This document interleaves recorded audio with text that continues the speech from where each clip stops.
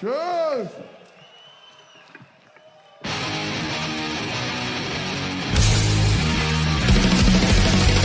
Conditioned by indoctrination, conditioned by society. You're a victim of the digital age, a 21st century casualty. Open your eyes, you're losing control. Open your eyes, put down the phone. Conditioned by misinformation, it's just the media telling us lies. Decipher fiction from the truth, society's slow and tragic demise. Open your eyes, you're losing control. Open your eyes, put down the phone. Everyone's got their fucking opinion. What's happening? Here we go. It's the New York Hardcore Chronicles live. Why do I look so fleshy? What the hell's going on here? It's me in the flesh. The host of the New York Hardcore Chronicles live, Drew Stone. What's happening in Belgium? Christine, what's up in Belgium? Rich Zoller, good to see everybody. I'm happy to see everyone today. John in London. Yeah, I'm back, man. I'm back. Back ready to do what we do. Right? Music. Not politics. Not who's vaxxed. Music. That's what we do here. That said, we're going to keep it moving today. Our guest has to get up, has to go to sleep soon because he has to get up. He's heading out on tour. So we're going to get him on real quick, and we're going to do the dance with him. But first, a quick word from our friend, Lori Dawn. How you doing? Are you going out on tour? No, I'm not. So I just got back from tour. I was doing a tour of Long Island and New York City last week. Right. No touring for you. No. I'm staying put. Your tour is over, young lady. That's right. Back on the Cape. That's right, Zola. Yeah, back on the Cape. Danny says, I can't see you with that camouflage. Well, that's the idea. I'm trying to hide my massive weight gain. What massive weight gain? Just kidding. That's right. We're almost at show 400. How about that? We are inching towards 400. Yes. Brian Baker is our guest on show 400, and we're going to talk about that a little bit later. But we have decided to, format-wise, we're going to jump right in with our guest. Yes. And you'll come back on towards the end, and we will talk about upcoming events. Yes. Upcoming shows. Yes. And much, much more. So we'll see you a little bit later. Okay. Enjoy the show, everyone. I'll be back. I'll be back. There you have it. That said, let's get right to it. Hey, Scott Earth, what's up? Well, Christine, thank you. Total respect to you and your show. Well, thank you. Appreciate that. Working hard. Let's clear the deck. Let's bring our guest on. I know it's a little earlier than usual, but you know what? Change is good. Today's guest is a vocalist and songwriter hailing from Leamington Spa in the UK.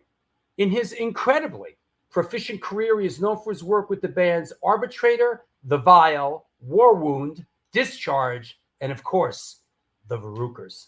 Please welcome, coming at us from Nottingham in the UK, Mr. Anthony Rat Martin. Hey, man. Hello, how you doing? Good to see you. Good to see you. Good to be here. How's things in Nottingham? Good. Rainy. It's raining, of course. What a surprise. Oh, yeah. Wow. Yeah. So going out on tour tomorrow? Yes, leave tomorrow at 3 o'clock in the morning. We've got 2 gigs in Holland, 1 in Belgium, and then we come back for 1 gig in London on Sunday. Does we it just ever come back from Canada? We just did 3 weeks in Canada. I have that. Yeah, I saw that. That looked like a bunch of shows. That must be fun. Really good shows. Good. Does it ever get old? Does it? I mean, out there on the road, I mean, does it ever get, Of course, but the kids keep, people at the gigs keep you going, exciting. Yeah. Keep this old man ticking. You know what I mean? Yeah, that's right. That's right. It's their fault. John says, see you Sunday at New Cross. Okay, we'll be there. there you go. Well, let's bounce the ball back and forth a little bit. Let's get right to it. How did you come up? Did you grow up in a musical household? How did music come into your life? Well, my mother used to play a lot of rock and roll, so I was only to Elvis Presley and stuff like that. There was no real, musical people. But my uncle played in an umpire band, played trombone. That's the only thing. And I just saw Sex Pistols on Top of the Pops, watching it with my mother, because all the disco stuff was on. She liked it. It's half an hour show on a Thursday. And the Pistols came on. And I went, look at that. That's what I want to be. It just changed me. From then on, I was like, that's what I'm going to do. And I'm lucky that I've done that, The Pistols were like your Beatles on the Ed Sullivan. People goes, I saw the Beatles on the Ed Sullivan. For you, I saw the Pistols on Top of the Pops.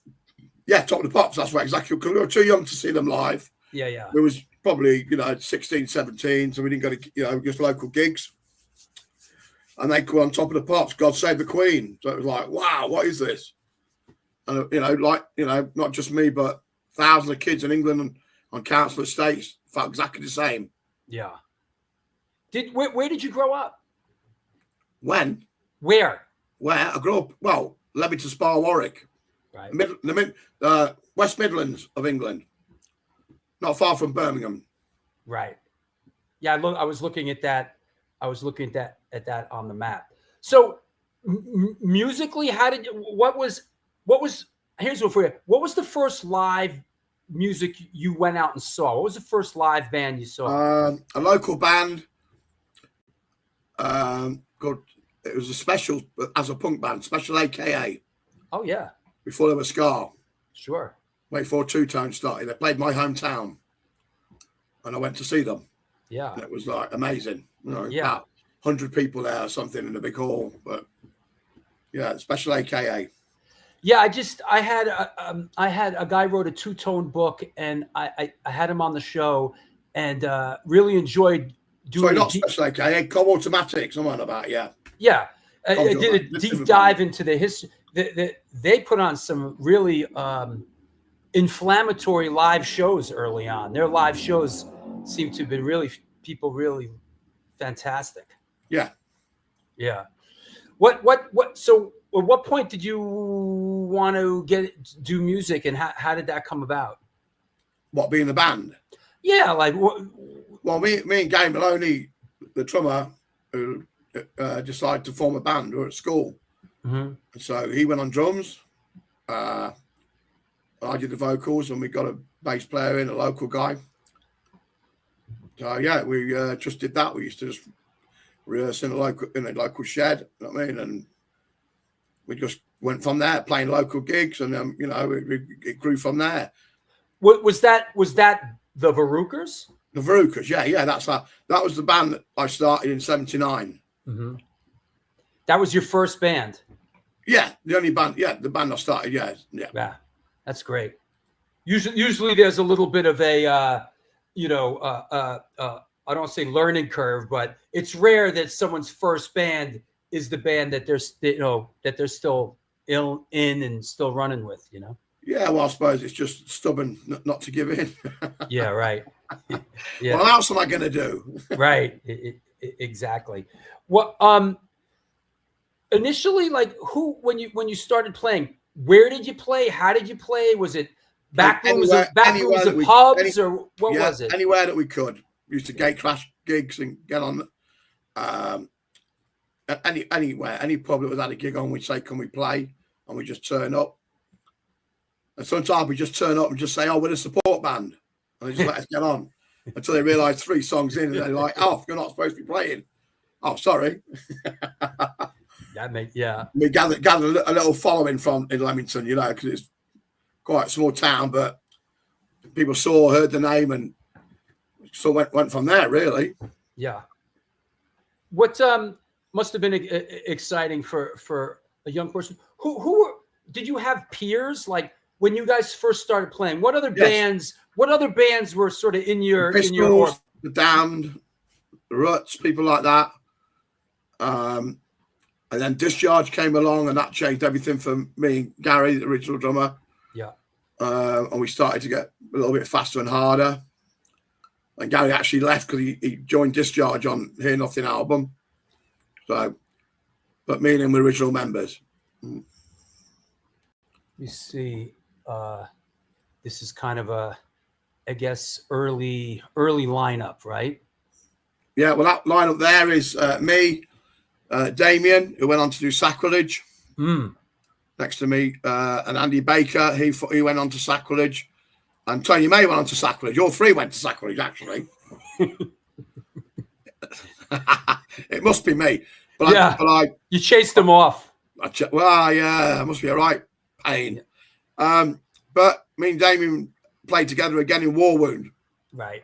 So we couldn't do too badly. It took many years, but we got together and did Warwound together. It's a good question, RS. Thank you very much. What's the history of the band name? It's a foot disease. But we spell it wrong. Right. Originally, you spelled it. Yeah, I see the original spelling here. Let me. You know, like Varukers Salt or VA. I still can't spell it. VARRACU. I think. Was this it? Wait, hold on. VERRUCCAS. Was that something like that? Yeah, but we thought, me and Gary, we didn't take much notice at school. We were interested in just. That's right. Yeah. So we thought, hey, it looks better the other way anyway on jackets. That's how easy it was in them days. Yeah. Yeah. You didn't have to think about it. We just wrote it that way, and we went, wow. I mean, we were messing with names. One of them was Electric X, Peroxide, you know, and then Gary, I think Gary Maloney said, what about disease, this foot disease? We said Varuker. And we went, yeah, that sounds great. How do you spell it? Yeah, what matters is how it rolls off your tongue, right? Yeah, Varukers. That's how it. Yeah, we say it as it should be spelled. I mean, that way you showed me the original. Yeah, it sounded like a jumbled letters. That makes sense.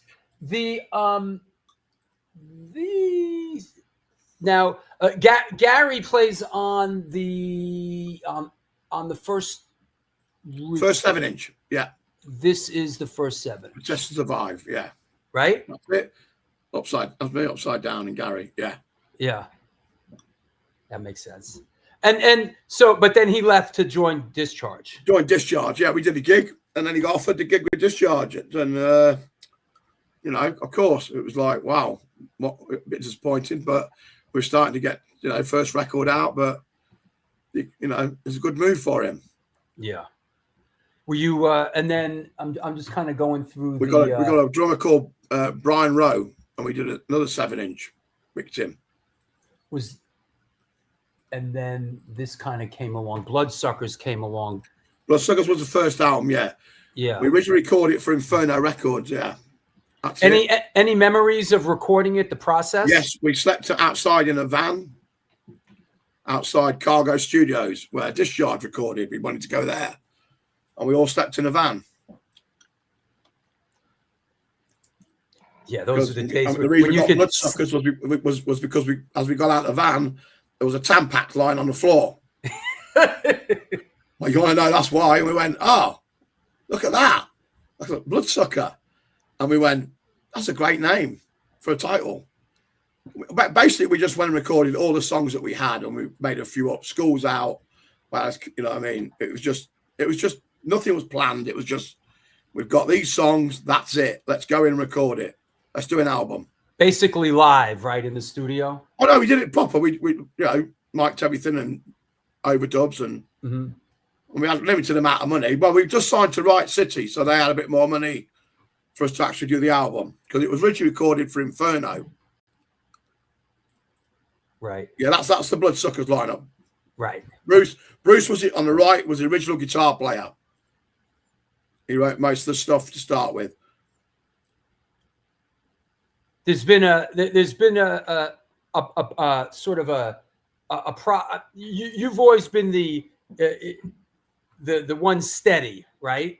Yeah, of course. I started it, of course. Yeah. I created the monster, so I it's only right that if it stops, I stop it. Yeah. I mean, people come and go. It's unfortunate, Yeah. Life gets in the way. People don't want to do it anymore, and sure, some have regretted it, some haven't, and that's up to them. You cannot do. I've been lucky to find other members that run the gauntlet. Picked it up and run with it. I guess after a while, you don't get nervous. You just realize, you know what, it's a process, and we'll get people that who's into it, right? Yeah. Yeah. That makes sense. People come, people go. It's it sets you back, but I'm glad I kept going. Yeah, we're 100%. Still out there touring. Yeah. Any memories of sort of those early 81, 82, 83 days when you guys were out kind of doing a lot of work and touring? Like any fond memories you can tell us about? It was very, very violent around the 80s, skinheads and punks and stuff. Yeah. Yeah, really, just had to watch. But it was very exciting. But you just, when we started going out of the town, we just got offered gigs. People wrote to us and said, hey, with the Varukers, we were like, oh, people from abroad wrote to us from the first record, from all over the world. Basically, what happened was the label didn't give me the letters. So we left the label. And then they gave me a big bag full of a black bin liner full of letters. And what I did is I wrote to every one of them. Some people actually got them and some didn't. But I made an effort to write to everyone. I wouldn't do it now. Right. But when you're young and enthusiastic, you know what I mean? Sure. Well, we've talked a lot about how back then there was no internet. There was no, of course not. This is how you. Even we talk a lot about sort of the tape trading culture of the early 80s, and this is how people were connected. Yes. Yeah. Letters that were 2 years old, I still wrote to them and, borrowed the postage money off my mother because I lived with her. I had no money. Yeah. And I spoke, and people said, well, don't you think it was a waste of time? Well, no, because I actually spoke to people later on and said, I got one of them letters off you, Rat. So I was like, sound. Yeah. You owe me some money for the postage. Take the time out for everybody, right? Yeah. It's like that's what's important. And Varukers is a beloved band, so obviously, that's what you guys have done. That was the third 7-inch, yeah. And that had All Systems Fail on it, which that's correct, yeah. Which was sort of the first thing that I heard over here in America. That's the first. This is the first thing that kind of came across my radar screen. Yes. Yeah. Any memories of sort of this era recording this? Not really. We used to just write the songs. The label would say, "Go in to record it if you want," and we'd go and record it. There was no pre-plan. Yeah. We'd look at. Obviously, we wanted pictures of punks on the front because it looks cool. And we just thought, no, someone did it in blue, and we're like, that looks great. Let's get it out. Let's do it. You just wanted record after record out because you wanted to build the name. You know what I mean? You know what somebody asked? I got to ask. Where does your, is it fair to say, nickname? Where does Rat come from? Where did you get the moniker Rat from? Goofy teeth. What's that? Goofy teeth. Ah, your teeth. I grew into them. Well, I grew into them. Okay. But when I was younger, they were worse when I was younger. Yeah. The rest of your body caught up with it. Yeah, of course it did. Yeah. Yeah. That's life in general. Is that right? Human Brisket says Havoc Records did a great job on the reissues of these. Yes, they did. I've known Phoenix for a long time. Yeah. And Hey, yeah, go ahead. Yeah. If I just because them originals the originals cost a lot of money.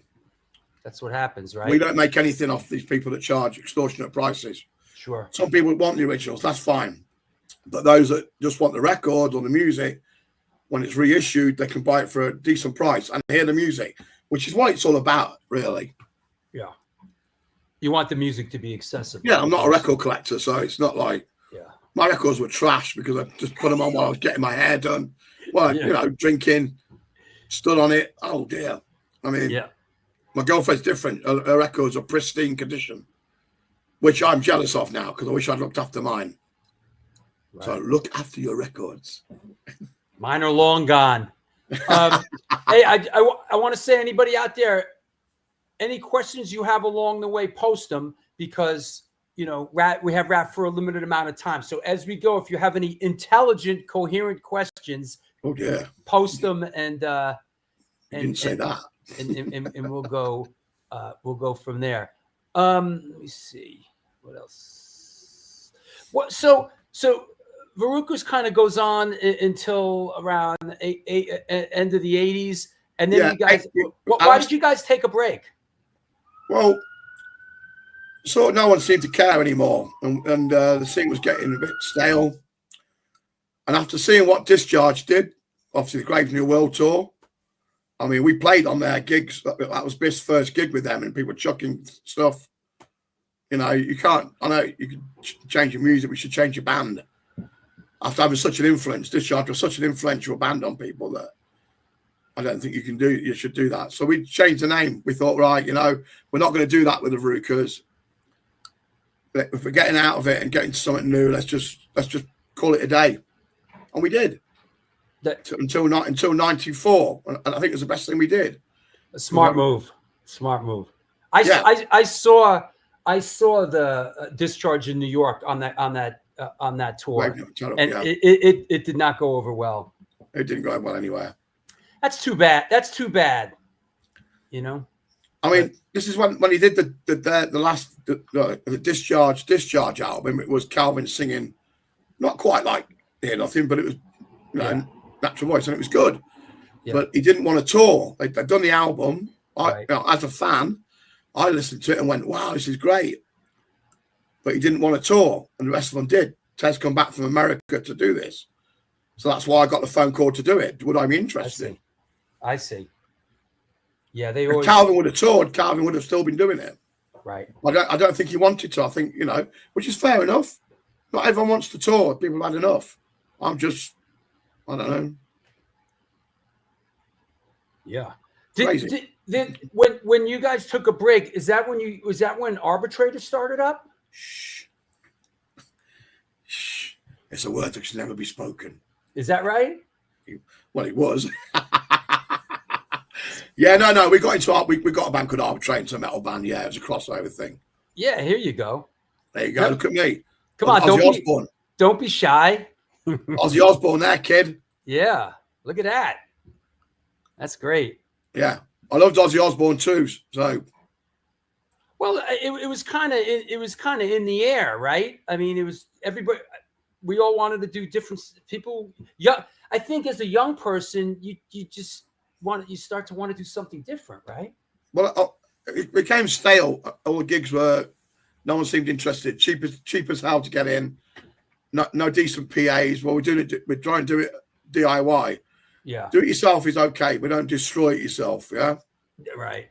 And I went to see Metallica and Anthrax in Birmingham for £5, I think it was, when Cliff Burton was playing bass. That's how long ago.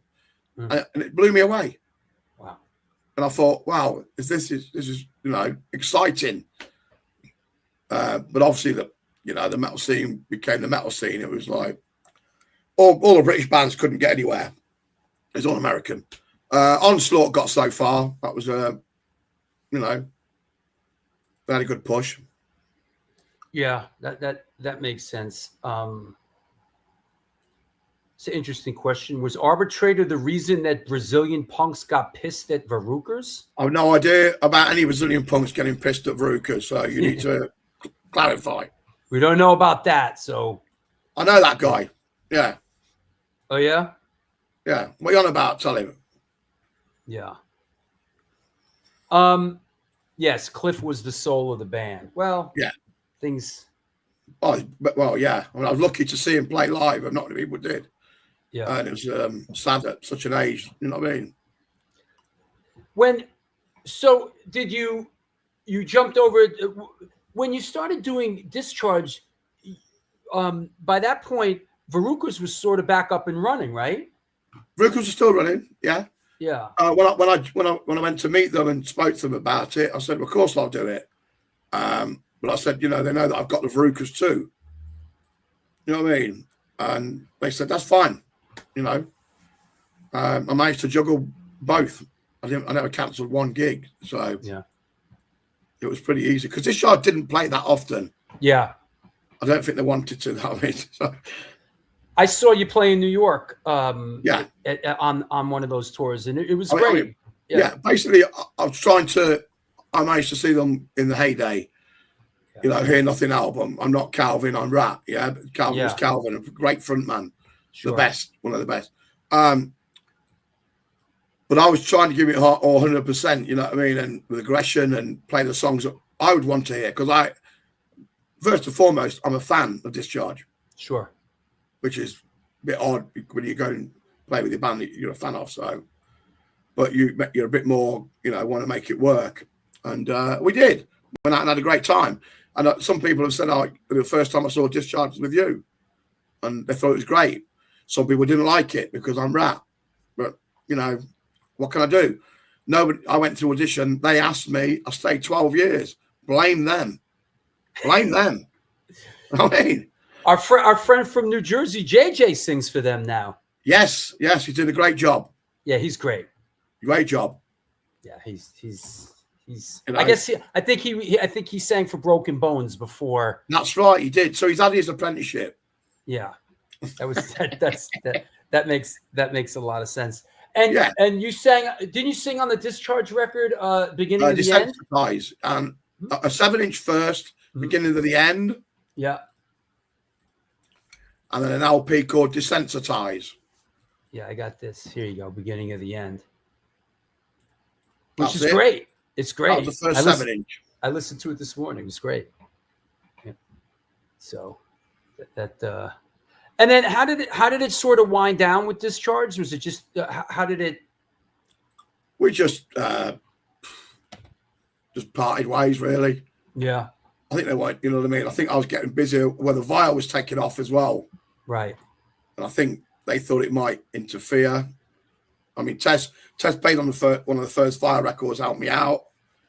He got back in the band because he wanted to get back in after a while. So, it was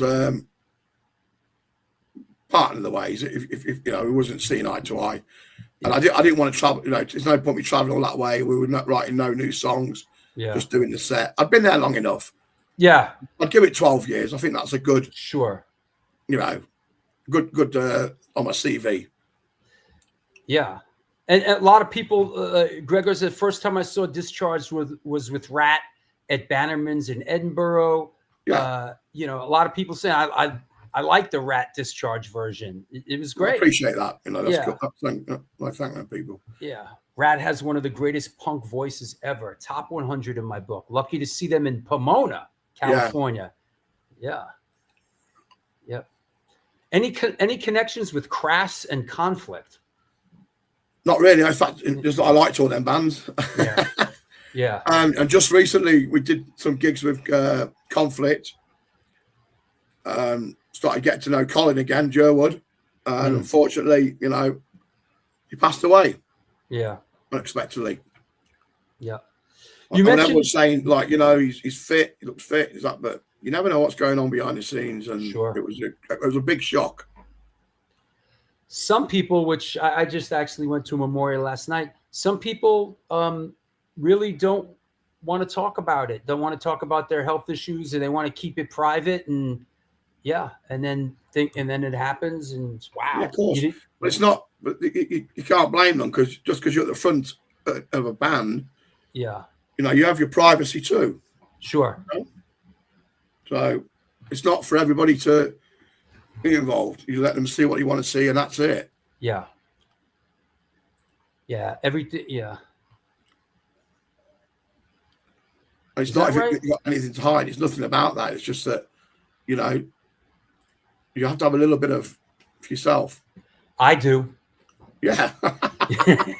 I do. Yeah, but I mentioned this on the last show. It's like, as much of a public person as I may be, there's a very private side to my life also that's just not for social media. And I talk a lot to people at gigs. That's what I do, the conversation. So as people will tell you, God, that guy can talk. You know what I mean? A few beers down my neck and here we go. But that's why I do it. And sort of things like this and other interviews. Nick, the new guitar player, has took over doing the interviews because we wanted to talk about the future. Yeah. So they've just recently joined me. I mean, that video of Seen Extreme, none of them members are in the band anymore. Yeah. You told me that. It's, Nick and we call him Stabbo, bass player, recently joined us. And we've just been out touring together. And we've just wrote some new songs. So like I say, the band carries on, And absolutely. And something can be said for being in a band with guys that you enjoy spending time with. Yeah. I mean, I've said this many times about the band I'm in now. I love the guys I'm in the band with. And that's never been the case with a band that I've been in. I love the guys I'm in the band with. So it's nice. It's hard enough being in the band when you got, and it doesn't work out. And, but you try and make it work. But you're 4 or 5 individuals, you know what I mean? You've got to sort of find a way to, you're not all the same. You haven't got the same things, except for the music. Except for, that's the only thing that brings you together. On the same page as regards to the music. And that's all you are to be, I suppose. Like we always say, it's the tie. When we were younger, we used to hang out with the band members. But now as you get older, you don't go out as much. You don't, but we get on. So that's the main thing. That's a good question, SKVNX. The Varukers were on the CBGB Punk from the Bowery DVD. Yeah. Any memories of CBGBs you can speak about? Toilets. I got to hold on. Yeah, let me grab that picture. Go on. It is awful. The infamous. Here we go. For those, I mean, it's legendary. I would think that everybody that's watching the show, but here it is in all its glory, the CBGB men's room. Man. God, that was brutal. But there's no blocking the urinals when people are coming in that you're seeing you on there. And some people didn't care. You walk in there and they'd be fucking sick. I know. Like that. I was on there in my merchandiser and my friend Iggy and tour manager he's like, right, because what do you want me to do? Yeah. What can I do? Yeah. It's like there's toilet paper there. There was never toilet paper when we were there. God, it must have been styling. Yeah. Brutal. It's like my dad told me, like in the army, it's like that. Everyone's crapping right in front of each other. It just breaks you down, But I mean, there's limit. There's Yeah. Wait, I think I have another one. Let me see. Oh, yeah. It certainly made you want to go and get off there quick. Yeah. So it worked. No loitering. No loitering. Do your business. Do your business. And get out of there. Do your business and keep moving. There it is. See? God. Look, I'm sitting on there. Iggy's having a piss, and then brutal. Yeah, they don't make them like. They don't make them like that. Famous though, world famous. Yeah, that's your great season. And it was a good club, good sized club, and we had a good time. We had a lot of good times there. Yeah, New York had a good time. Did you had New York? Coming to New York mean something special to you guys back then? When we first went there, it was C Squat, and our first tour, I slept in Tompkins Square Park for 3 days. Is that right? Yeah. I was just at C Squad the other night. It's still there. Really? Sound. Yeah. C Squad is still there. Yeah. Right. Okay. Yeah. I thought maybe the Yuppies had moved in and everyone's moved out, but no, C Squad is like one of the last places that's still. I mean, Right. you know, a lot of my friends from New York couldn't afford to live there, obviously, you know, and it's happening everywhere and moved out. So it's a shame, but yeah, things change. I mean, they gentrified the Lower East Side, and you know, these things happen. You know? Yeah, things happen. It's a lot. It's well, they call it progress. So there's an ebb and a flow to these things. You mentioned the vial. How did that come together? Any memories of that? Yeah, well, basically the Varukers weren't doing much practicing because we lived so far away. Biff lived in London, I think. Yeah, and the bass player lived in Bedford, and we were living so far away. It was hard to get to practice, and I thought, well, you know, there's a couple of local lads that I know, and I said, let's get a band together. Just wanted to do it like when the Varukers started, or just for fun, you know. Just get together, write some songs, get some drink downers, and just jam. And we did that, and it was working that way. And then it sort of became, people left that, then somebody else joined, like Steve, the guitar player, played drums for Warwound. We started to get more, I think it's just natural progression. If your band sort of gets a name, I mean, it took us a long time. We've been doing 10 or 15, you know, we're still doing it. And so doing support slots, and we've been to Europe, we've headlined festivals. So we've been pushing the name. So, and we just finished an album. Well, we have almost finished it. I've got to do 3 more vocal tracks. And then that's done. And then we're going to start work on the Varukers' new album. What made the Varukers, when you guys got back together after you took that hiatus? Yes. You and Biff, right? Yeah. Got back with some different people, right? Me, Biff, Brian, and Kev Frost. Yeah. And that was a lineup for quite a while. And we did Nothing's Changed 7-inch. Right. Right. And then which sort of says it's the same as the Protest with the 2 punks, so it has a relevance to it. I know the white cover. Yeah. Nothing's Changed EP. This was a bit later, right? Murder? No, that was Murder. That was the album we did just after the Nothing's Changed. Yeah. That's yeah. Makes sense. Hey, Ray Hogan, good question, Ray. Having lived the history, what do you attribute the music's longevity to? I don't know. Just not wanting to give up. I don't know. I mean, maybe, I don't know. What else am I going to do if I don't play? Yeah. And I said to my girlfriend, like, I might just give it all up. She goes, well, go on then. Go, give it up. Stop moaning about it. Just do it. And I said, I might do. But she knows I'm not, because I make life hell. This is what brings you joy. This is what brings me joy. Exactly. That's exactly it. And in life, we're all trying to find something that brings us joy. Yeah. It's what you're here to do. That said, let me see I don't mean to sort of go through I'm just kind of going through some of the album covers and that's fine. Yeah. Here's another one.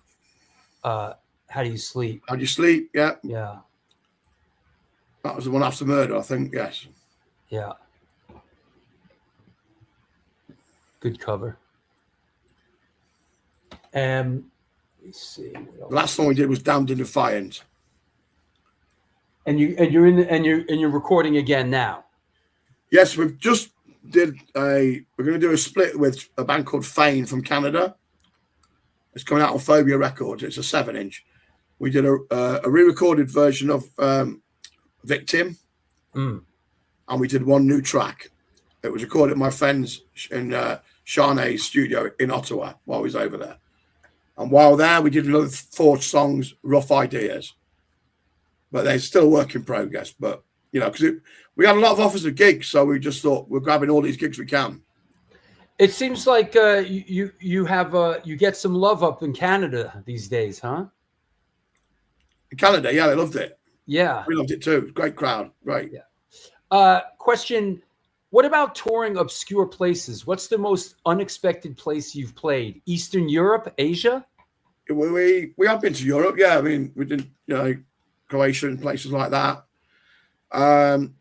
We're hoping to go to Asia next year. We're in the process of talking with somebody about doing a full tour out there. It's something we wanted to do, but for some reason we could never do it. People couldn't make it. People didn't want to do it. Blah, blah, blah. Now we are. So Mexico, we're playing Mexico actually on this South American tour. Yeah. For once, we're doing more than just, we're doing Chile, Colombia, Ecuador. I have it right Argentina. here. Yeah. Boom. That's it. Yeah. Mexico. Is that Chile? Chile. Yeah. Chile, Colombia, Argentina, and Ecuador. Yeah. Have the Varukers toured down there before? We've done Mexico. Uh-huh. And we did a Chilean Colombian 2 days. 1 day in Chile, 1 day in Colombia. That's great. It looked dodgy as hell for just coming for 3 or 4 days, but yeah, but we got through. Yeah. I think Discharge were going to go, but they couldn't go. So I said, well, I'll tell you what. I spoke to the lads, and what about the Varukers? And they went, yeah. So our agent contacted the people, and they said, we'd love to have them. That's great. So we did that. That's great. We're going to take a break in a minute, but last, who's your favorite band to tour with, and how's touring changed for you as you've gotten older? We don't really tour with other people. We sort of have our own tours. I mean, yeah. I'd love to go out and tour with Discharge and blow them off every night. Yeah. Show them who's the bosses. You don't get a chance to do that often. Usually, I assume, just from knowing what I know, you cross paths with bands like Discharge or GBH. Yeah. We played a couple of gigs with GBH, but no real tours. I think financially, it'd be great if we could. You know what I mean? Imagine Discharge, GBH, and the Varukers together. Wow. Yeah. And we did that in Japan. That was Exploited, Discharge, GBH, and Harley's War. Ah, sure. Yeah. So that was great. That sort of lineup, but not many places can afford that. But if there's a promoter out there, yeah, let's do it. I'm actually, I sing in Incendiary Device, and we're playing with GBH in San Francisco in a couple weeks. So playing the Crash Festival in San Francisco with GBH. Yeah, we played that. Chris from Resistance 77 puts that on. We've done that. That's a great festival. That's right. That's right. Yeah. Yeah, this is the third time we're playing it. Yeah, we enjoy playing that fest. Yeah, no, it's a good festival. Yeah, they're good people out there. We were supposed to play it, but we couldn't agree on the money. So yeah, well, and maybe next time. Maybe next time. We're always open for offers. Yeah. But he was honest with us. He told us, because it was at the end of the lineup, and he said, all I've got left is this. This is what I can offer you. And we said, well, we'd rather just go out and do our own. We have to plan it. We have to plan more gigs around it to make it financially viable. Those things are tough sometimes, because those festival things, because everybody else that's playing the festival is trying to set up gigs around it too. So, it's hard. You just got to remember not to do too many, but yeah. Well, we get offers to do, a few miles away, bit of driving, but we've got good friends that drive us in America. Yeah. So they take us around, look after us, and we've got a good family out there, East and West Coast. We couldn't have done it without them all these years. Any places in America that you really enjoy? Coming back to, and it doesn't have to be New York. Well, we play it anywhere. There's loads of places we haven't done for a long time. Yeah. And I spoke to Iggy, a tour manager, and I said, when we go over, we need to try and do, the West Coast, East Coast. Yeah. Yeah. I always get it wrong, West and East, so don't worry about it. It's okay. It's my education is rubbish. And he said, we'll see what we can do. But due to time restrictions and internal flight costs, and it's all that, it's not just a case of picking the phone up and booking it. We've got to plan it ahead. Yeah. But we're trying, and we want to come and do a full USA tour before we finish or whatever we do, which won't be for a while. Yeah. We've got a new album coming out next year, so we want to be pushing that. So that's when you should come over. Yeah. Yeah. Hey, let me take a sponsor break real quick. Do a couple commercials, and we'll come back. We'll talk a little more. We'll take a few questions, and we'll let you get some sleep because I know you're heading out tomorrow. Yes. So, okay, mate. I'll be here. We'll see you in a minute. Hey, little bit change of format. It's the New York Hardcore Chronicles Live. We got Rat from the Varukers with us. Let's do some promo stuff. Questions, post them. We're going to do a couple more minutes with Rat, and we're going to bring Lori on. And then we're going to talk about everything else. So here we go. Since 1992, Generation Records has been a mainstay of the New York metropolitan area music scene. Today, they offer a diverse selection of new and used rock, jazz, indie, hip-hop, punk, hardcore, metal, blues, soundtrack, and reggae LPs, as well as t-shirts, posters, and other merchandise. They buy used record collections and music memorabilia and will pay you top dollar for them. House calls made for large collections in the tri-state area. Call or email generationrecords@gmail.com and follow them on Facebook and Instagram.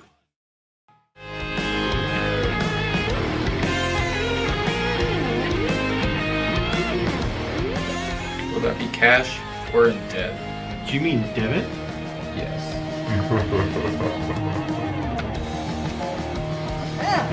Sorry. Another eternally satisfied customer.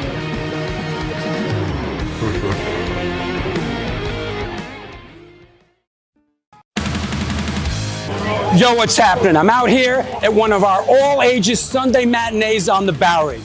I hope that you are enjoying today's show. I just want to let you know that the New York Hardcore Chronicles Live needs your support. Please step up. There is a Patreon page that has a lot of unique program. Shows are announced there first. Lots of good stuff. There's a PayPal address right there on the screen if you want to make a contribution. There's also a super chat function. You could do that. But the bottom line is this show exists because of your support. We're going to be doing it for a long, long time. Thank you for all your support through the years. Back to the show.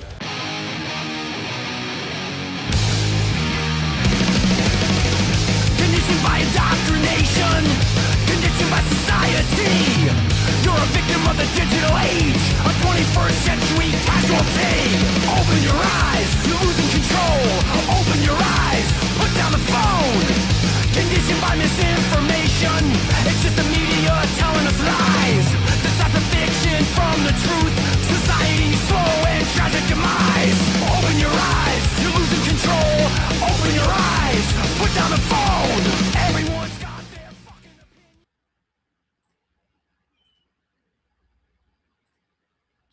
And we're back. It's the New York Hardcore Chronicles Live. All these questions we'll deal with later on in the show about Al Baril Day and new incendiary device. We'll deal with that later. We're gonna go our usual time probably, but as of now, let's get our guest back on and let's continue our journey with Rat from the Varukers.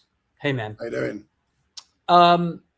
It's a good question. Varukers have released music on tons of different labels. What's it like hunting for a label when doing a release? Any bad experiences with labels? You think? Yeah, we got signed pretty quickly to various labels because we were at 1982 punk rock. Everybody wanted a punk band when we first came out. A lot of stuff we've done on our own label because we found we made more money. You know, it's hard work, but you know the benefits are there. So, but we'll always send out to labels and see if they're going to do a decent offer. Yeah. You know, if they don't, we just do it ourselves. There's two choices: yes or no. Yeah, that makes sense. In this day and age, it's a little bit easier to do it yourself, right? Is this? Oh, this is the Canadian run you just did, right? That's right. Yeah. Yeah, that's a bunch of shows. 1, 2, 3, 4, 5, Yeah. 6. 3 weeks, I think, we was out there for. Plus, we did some recording as well. So it was intense, but it was good, really good. Smart playing Canada in the summer. Well, yeah, it wasn't too bad. Yeah. Yeah, no, that's Oh, yeah, the you time. mean That's the winter time, that's of the course. time. I mean, No, that's the time to Yeah, go we're up not there. going to go out when it's like Yeah. 7 foot of snow. That- We're used to 2 inches here, and then that's it. Yeah. Oh, that reminds me. As this is Fane. Oh, Fane are a Fane, great yeah. band. Is Fane, that right? yeah, I'm not. the band from I'm not America. familiar with this band. Fane. That's who we're doing the split with Ah. on Phobia Records. No idea. It'll be next year now, but we've done our bit. We're waiting for them to record theirs. Got it. Have you seen? Let me see. This is a good question. What are some of your favorite non-punk hardcore bands to listen to? I listen to a lot of stuff like Elvis, Ozzy, Queen. Good, frontmen, James Brown. It's frontmen that, you know what I mean, inspire me. Yeah. The hard work they do, and I tend not to listen to a great deal of music because I've generally had enough when I come off tour. Yeah, I know. It's nice to clear my ears out. People ask me what I listen to. I say, whoever's on the show next. Yeah, it's Yeah. Whoever I'm touring with, whoever I'm on, Yeah. And then, and speaking of what are you listening to these days? Anything worth mentioning? I mean, you kind of like I say, Fane, Bomb Squad from Canada are good. I mean, some of the new bands I'm not really up with, you know what I mean? Yeah. So it's like, but they give me loads of CDs and tapes and stuff, and if I don't play it, I pass it on to people that will appreciate it. Yeah. Have you seen your hardcore trading card? No, that's not my trading card. There you go. Anthony Rat Martin, the Varukers. Yeah.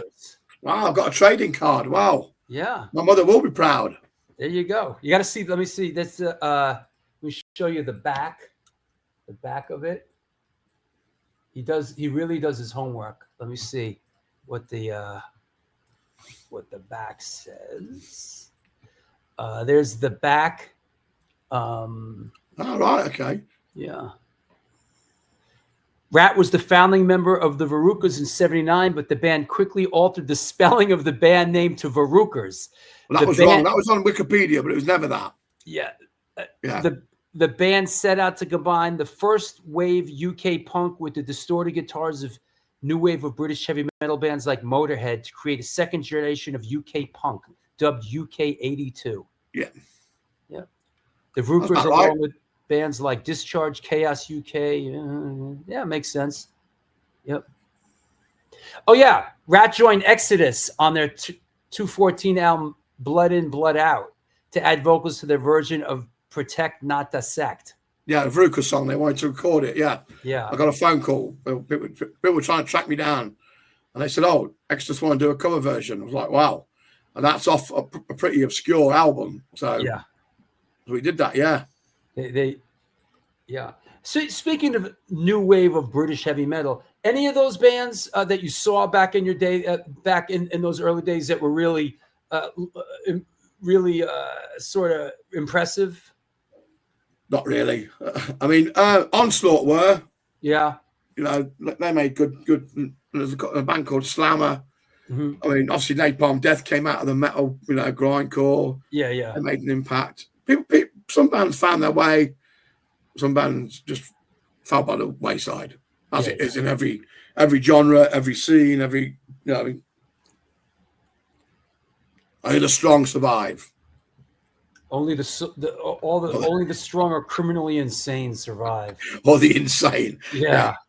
Right. I like that better. The insane survive. Does Rat enjoy playing Scotland? Seen him here with his various bands. But yeah. Of course, right? Obviously, if I'm still going up there. Yeah. I wouldn't play anywhere I don't enjoy. I don't do things that don't, you know what I mean? Just as a chore. I'm not contractually obligated to do this. I do it because I love it, right? I mean. Yeah. And this is where you're heading out tomorrow. Yes, Where is this? Holland? Holland, Udin, yeah. Yeah. There you go. And that's the first show, and then there's a couple others, right? Yeah, I'm getting those now. This one looks good. Punk Rock Ruined My Life Fest. Let's see. Wow. That's what it says. Punk Rock Ruined My Life Fest. Yeah. I played there before. The Varukers played there. It's full of crazy young kids. It's great. Yeah. So I was pretty chuffed that we got asked to do it that. You know what I mean? Yeah. I was like, wow, that was good last time. It's going to be even better. Yeah. Yeah. Does the Still Bollocks But Still Here re-recordings, what made you revisit the old material? Just because some people couldn't get the originals. Makes sense. And we just thought, let's revamp them. As when we got the lineup together with Biff, Brian, and Kev, it seemed a thing to do. And we come out pretty well. You're not going to recreate the originals, but it wasn't the intention. It was just to give the songs an updated sound, Yeah. And most people seem to have liked it, so that's fine. Yeah. There's Bino, a good friend of ours, standing on bass. As a legend. Is he a football soccer fan, and which football club does he support? Oh, here we go. Here we go. Things are going so well. Yeah, right. Not so much anymore. Man United was my team. Everybody hates me now. Manchester United. Isn't that the Oasis team? Hey, don't start that.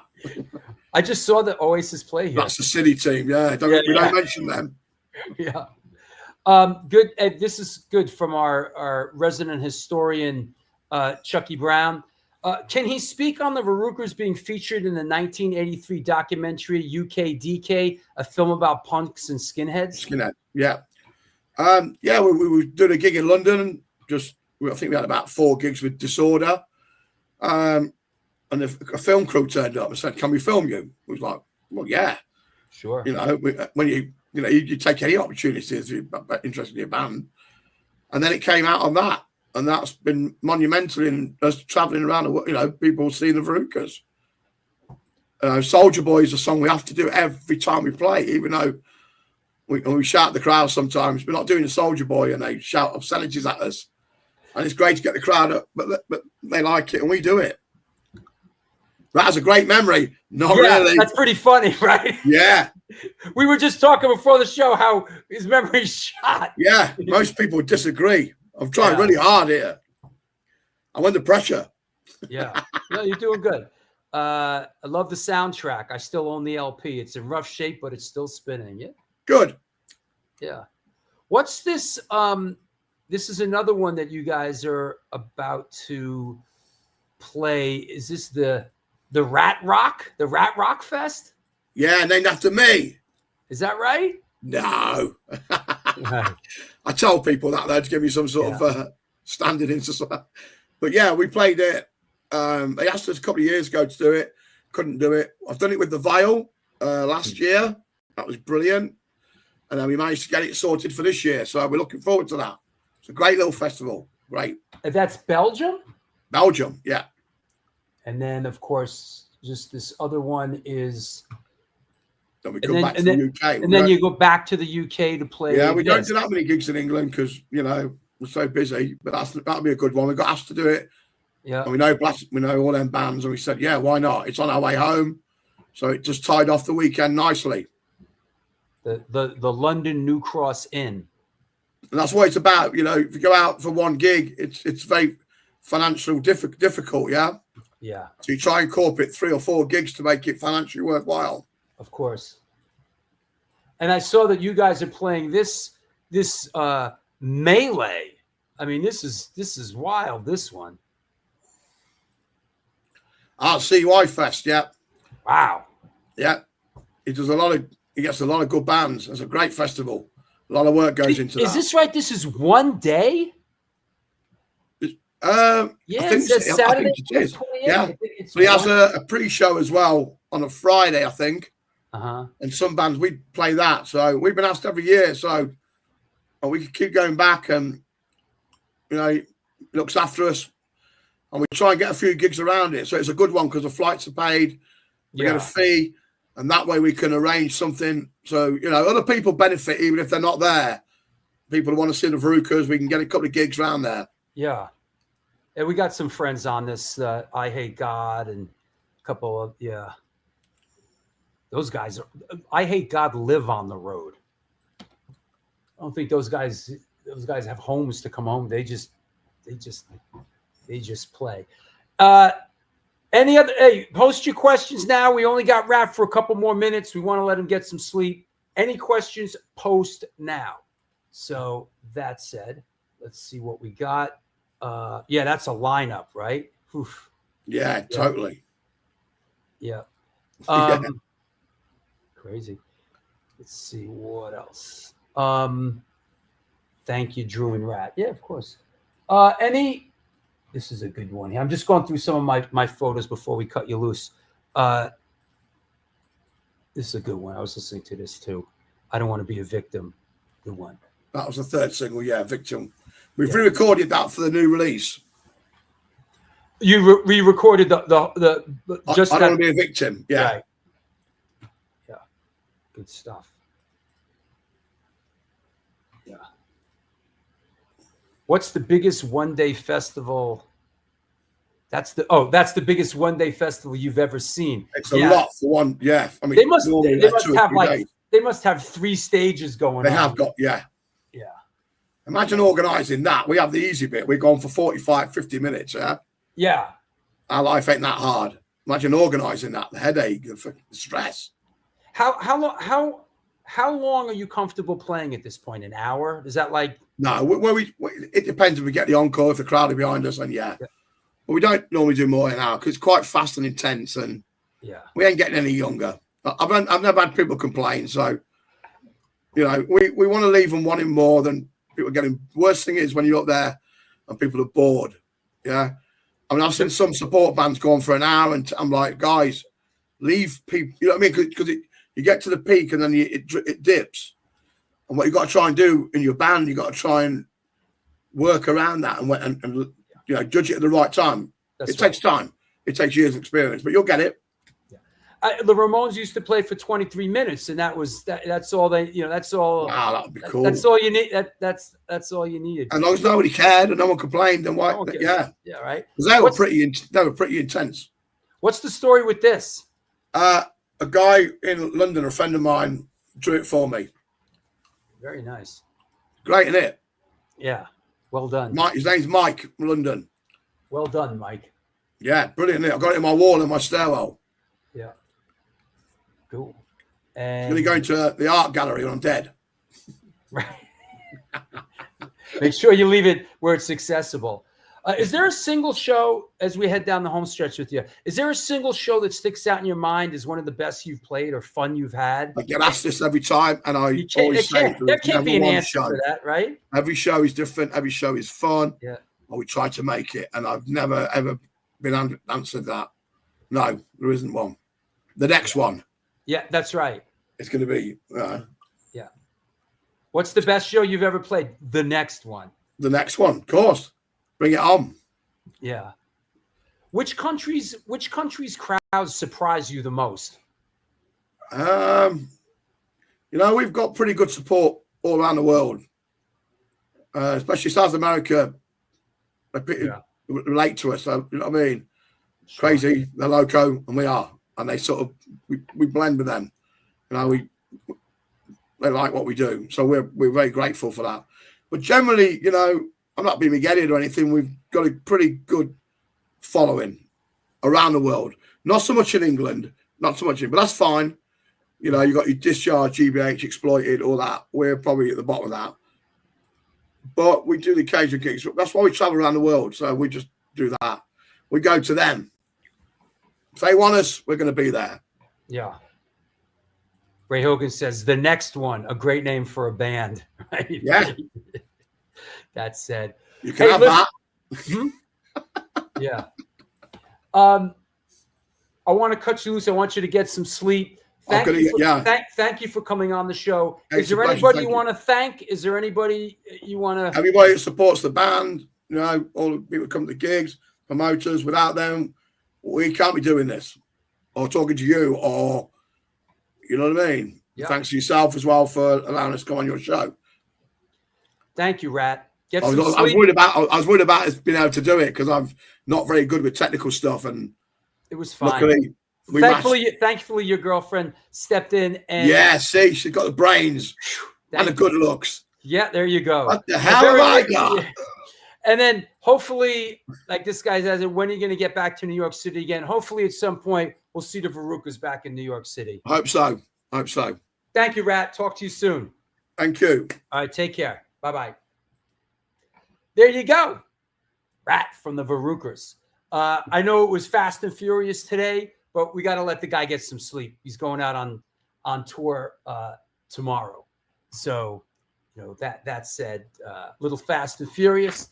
That said, thank you, John. Thanks, everybody. Thanks, SKVNX. Welcome to the show. Seem like a new face. We're not going to go anywhere. We kind of top loaded the whole show. What's up, Alexandros? How's that crossover book going? Let me do nothing. Great show again. Wow. People are easily satisfied. So thank you for that. Let me do this. You know what? Before we bring Lori Dawn back, we're gonna do a freestyle show for a little bit. Do some freestyle. And we're going to field all kinds of questions and talk about all kinds of stuff. I know people love when we do that. This is the New York Hardcore Chronicles Live. We are sponsored by blah, blah, blah, blah, blah, and 126 Hardcore Clothing. They're a streetwear brand for restless individuals who don't compromise. They're about being positive, spontaneous, and true to yourself. For years, they experimented with several printing methods and materials and collaborated with a large number of designers and illustrators, always giving room for fresh perspectives while retaining the hardcore attitude. Get in touch with them. Ramp up your game. www.126clothing.com. What's up? The Texas Silver Rush. Shush. The Texas Silver Rush is a jewelry design firm and boutique store located in the birthplace of the Texas country music scene in Fredericksburg, Texas. Goddamn electric. They specialize in working with musicians and music genres, design and create unique one-off pieces, as well as the style and for stage, album covers, promo photos, and social media exposure. Their client list includes Rock Roll Hall of Famers Greg Roulé, Ringo Starr, and of course, Agnostic Front. Information on online sales are being taken at their Facebook and Instagram page, and of course, www.thetexassilverrush.com. Last but not least, She Devil's Coven is a female-owned entrepreneur business based out of Connecticut. Owner Rachel King Keys handcrafts soy wax candles set with intentions for your sanctuaries. She's accomplished a life goal dream since beauty school, debuting her artist showcase Hotties and Hellions that features live bands, burlesque, sideshow acts, vendors, food trucks, and this year, a live auction with all proceeds going to the mental health program Punk Rock Saves Lives. Catch her in the tri-state area doing her thing, slinging candles at events and keeping an eye out for her show coming to New York City in the spring of 2006. She Devil's Coven. That said, freestyle time. Let's bring Lori Dawn back on. Hey, how you doing? That was a good show. It's a good interview. Was it? I missed that accent. Yeah, we ran at it hard, you know? Yeah. I lived over there for 5 years, and so I was able to tune my ear really well to that accent. Yeah, I looked at where he was short but very good. Thank you. Yeah, Leamington Spa. That's where he's from. Yeah, I was looking at where his whole north. 67 minutes. That's right, Ray Hogan. Not fucking around. Short but good. Well, thanks. A little bit different. You know, we got to mix the format up with the show sometimes. Yeah, keep people guessing. Yeah. Okay, when does the new ID drop? Well, Ray Hogan, you happen to be someone that actually heard the new ID. I gave him a CD the other day at the show. So Ray actually heard the whole thing. I didn't get a CD. I don't know. How come I only got like the tracks that everybody else heard? It was like a little impromptu listening party on Sunday, Yeah, wasn't it? we played some of it through the house system. The new IDs coming out supposedly in Europe. Demons Run Amok in Europe are putting it out, and here in America, Creep Records are putting it out. So we're talking about. I think it's going to be February. February 2026. That's what we're looking at. Sounds good. So, it'd be a nice Valentine's Day gift for all your, all the couples out there.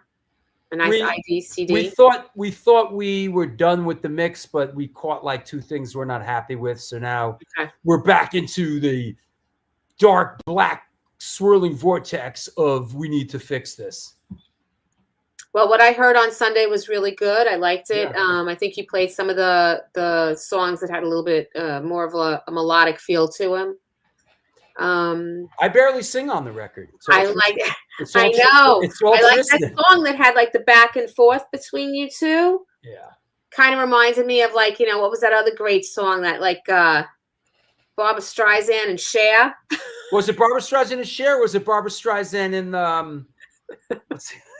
Enough is enough. That one. It wasn't anything like that, actually. What's the one that Barbra Streisand and Barry Gibb sang? Didn't they do one together? Oh, I don't know what that one was. I remember the Cher one. So no, but you and Tristan do a little back and forth thing, and it sounds great. Great. He sings a lot on this record. Yeah. So, yeah. Love it. Love the gang vocals. Nobody too. wants to hear me sing. I don't even want to hear me We're sing. sick of it already. Guilty. There you go. What's up, Al? Al Mitchell from Circus of Power. What's up?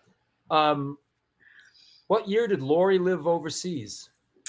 I lived overseas from 98 to 2003. Yeah.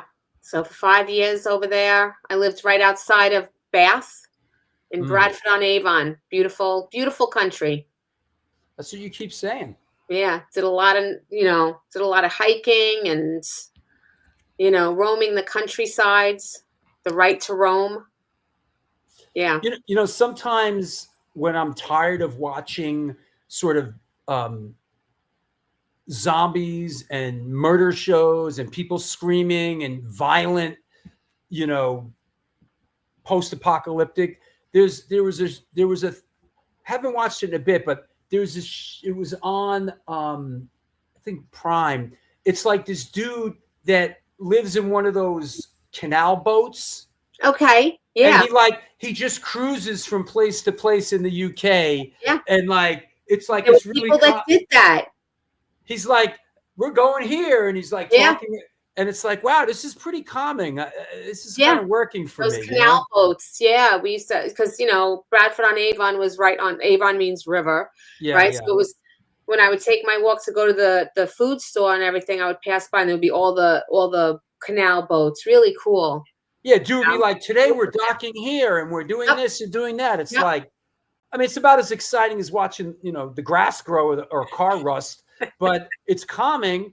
And I just got tired of watching mass serial killer biographies before I go to bed at night. Gotcha. Yeah. Now I watch the animals or some dude cruising the canals in a boat or something. Yeah. Yeah. So let's talk about some upcoming shows. Sure. This Sunday is one of your favorites. Overkill. Yeah. Bobby Gustafson from Overkill. Absolutely. Yeah. It'd be good. Yeah. It's going to be a good one. You're a big fan of early Overkill, right? Big fan. Yeah. He was on the first 4 records, and yeah. I can't wait to I can't wait for this one. Yeah, this is a good one. Good one. That's this Sunday. Mm-hmm. And then a week from Sunday, photographer Ray Lego is on the show. He's quite an eccentric character. This should be interesting. Yep. And then a week after that is the much anticipated Mike Dean from Corrosion of Conformity. Another great band. Yeah. Yeah. Can't wait. And another guy that basically has no social media presence and doesn't know how to turn a computer on. Yeah. So who knows? Yeah. Maybe it'll just be the two of us again. Yeah. Listen, Anybody out there, if you're in a band and you basically don't own a computer and don't know how to turn a computer on, this is the show for you. Listen, if you don't have that, you better get a girlfriend. Yeah, right. Who knows how to do that stuff. Listen, you friggin' bums out there that are in bands and don't know how to turn a computer on. Get yourself a girl who's got a computer, or at least an iPhone, and then you're welcome on the show. Exactly. Other than that, go skip to Malou, my darling. Yes. You know, Mike Dean. Okay, here's somebody that's a little more contemporary. Right. Zach from Bulldoze, Agents of Man, Homicidal, Scarhead, Truth and Rights. Awesome. Yep. An interesting one here for a Wednesday. Jared O'Connell from a band called The Rousers. I thought it'd be a cool Wednesday show. He was a part of that sort of CBGB, Great Gildersleeves, Max's Kansas City scene. They have the Rousers 1979, the Sire sessions. Apparently, they demoed out, or they recorded for Sire, and it never came out. So this should be. I thought it would be something a little bit different. Of course, and here's the 400 show. 400. Our old friend Brian Baker from Bad Religion, Minor Threat, Dag Nasty, Junkyard, Beach Rats, Fake Names. This dude's done it all. Amazing. Good. One of the good guys from back in the day, you know? Yeah. One of the good guys. And then after that, co-hosted by Joe Gustin, Dave Ingram from Benediction and Bolt Thrower. Oh, yeah. Thanks, Larry. And he was in a band called Minor Threat.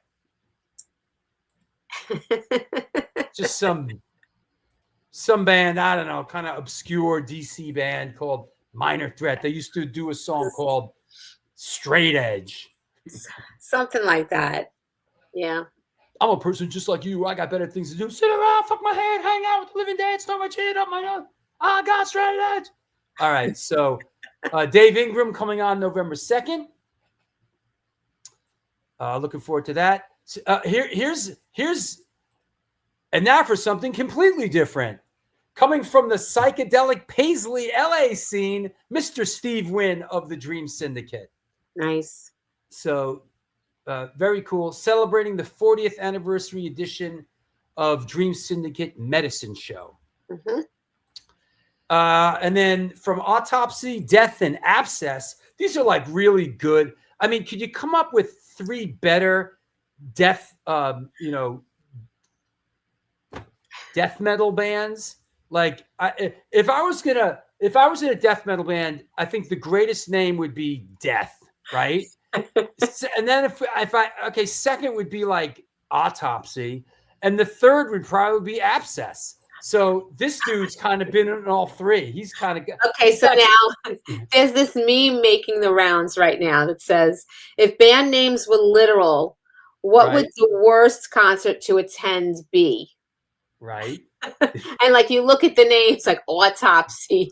Right. Oh, I see. Right. But actually the top comment for this was, it would still be the Dave Matthews Band. God, it's like Dave Matthews Band and Hootie and the Blowfish, man. Oh, here we go. Now we're getting answers. Decapitated. Yeah, that would be a rough show to attend. Yeah. Cannibal Corpse, that would be a rough show. What's that other one? Goat Penis? That would be rough. Yeah, yeah. I kind of want to see Goat Penis. Okay. Just because I want to hear the guy go, "We are Goat Penis." You know.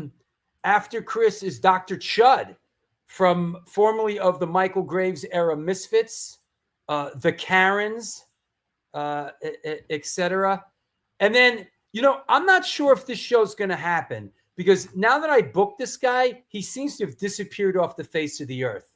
Maybe he like went and did his research on like what this show usually is and just got totally freaked. He was like, no, but he totally disappeared, this guy. Oh, Harry. Well, listen, he's not on until like November 30th. So, we'll worry about it. Yeah, I've sent the guy multiple, like, hey, man, are you cool with this flyer? Are we good to go? I think he's freaked out. It's like, listen, Harry, let me tell you something. We got the guy from Autopsy, Death, and Abscess on, and then and then we got Dr. Chud from the Misfits, and then we got you, Harry. and then we got you coming on the book to talk about the Encyclopedia of Jerry Garcia music venues. I thought that was good. I thought that would be a cool show, though. Man, I hope he comes on. I'm fucking stoked for this guy's show. I hope we didn't scare him off. Yeah. And then we got Peter Bywaters from Peter and the Test Tube Babies. Nice. You know, I've been cheated tonight, transvestite. Is this some kind of joke? You're really a bloke, bloke. You're really a bloke. Bow, bow, bow, bow, bow. Yep. Peter and the Test Tube Babies. And then we rescheduled. I know, right? All these English dudes are popping up, right? Exactly. Yep. We rescheduled John Gallagher from Raven because he had like brain surgery. He had surgery on his brain recently. Wow. So we thought maybe we should push him back a little bit. Mm. You know? Help me help you. And that's the last one that's booked. I mean, there are a lot of shows booked coming up in the future. And a lot of fun ones in the works. So stay tuned, kids. A lot of fun ones. Yep. Yep. Lots of classic metal. Yeah. You know? Is that right? Peter's a great lad and will be quality show. Lots of fun. Yeah, he seems like a funny guy. So yeah. You love what band? Peter and the Test Tube Babies, or which band you talking about? Raven. Long Brain. Peter and the Test Tube Babies are a hoot. That said, what else? Don't you have? Let me see. A few things coming up. You sent me a couple things. Let me Flyers, find them. Things this weekend. Something this weekend. Something next weekend. The first thing you wanted to call attention to is hold on. Oh, both. I've been cheated tonight. Transvestite. Bloke. Is this some kind of joke? You're really a bloke. Bloke. You're really a bloke. Oh boy. That said, I wonder if they still play that song live. Tell us about this. Okay, so it's another installment of Hardcore on the 914 from our friends of New York Hardcore Comics. Debo and Lee are putting this on up at the Sawmill Tavern in Ardsley, New York. Rebelmatic, Ill Raised, I Destroya, World's Demise, Thorns in the Mouth of God. Sounds pretty heavy. I guess everything like decapitation and goat penis was taken. So they went with Thorns in the Mouth of God. Yes, but this is going to be an amazing show. This is going to be killer. I like that name. I Destroyer. Yeah. That's cool. Yeah. Rebel So, head on up there, support the scene. Is that right, Chucky? You live up there. You're not too far from there, right, Chucky? Yeah.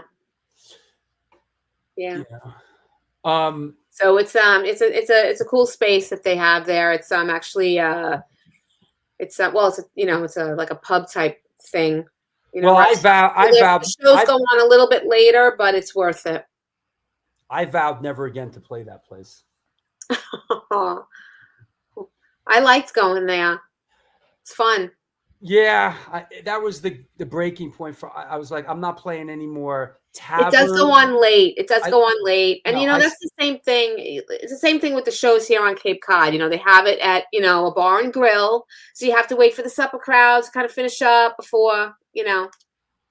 I think last time we played, it was like, I don't want to play any more taverns or breweries or pubs. I want to play like venues that have a stage. Yeah. That's just me. I get it. I get it. You Call me know, old but fashioned. But you know what happened at that show? I remember.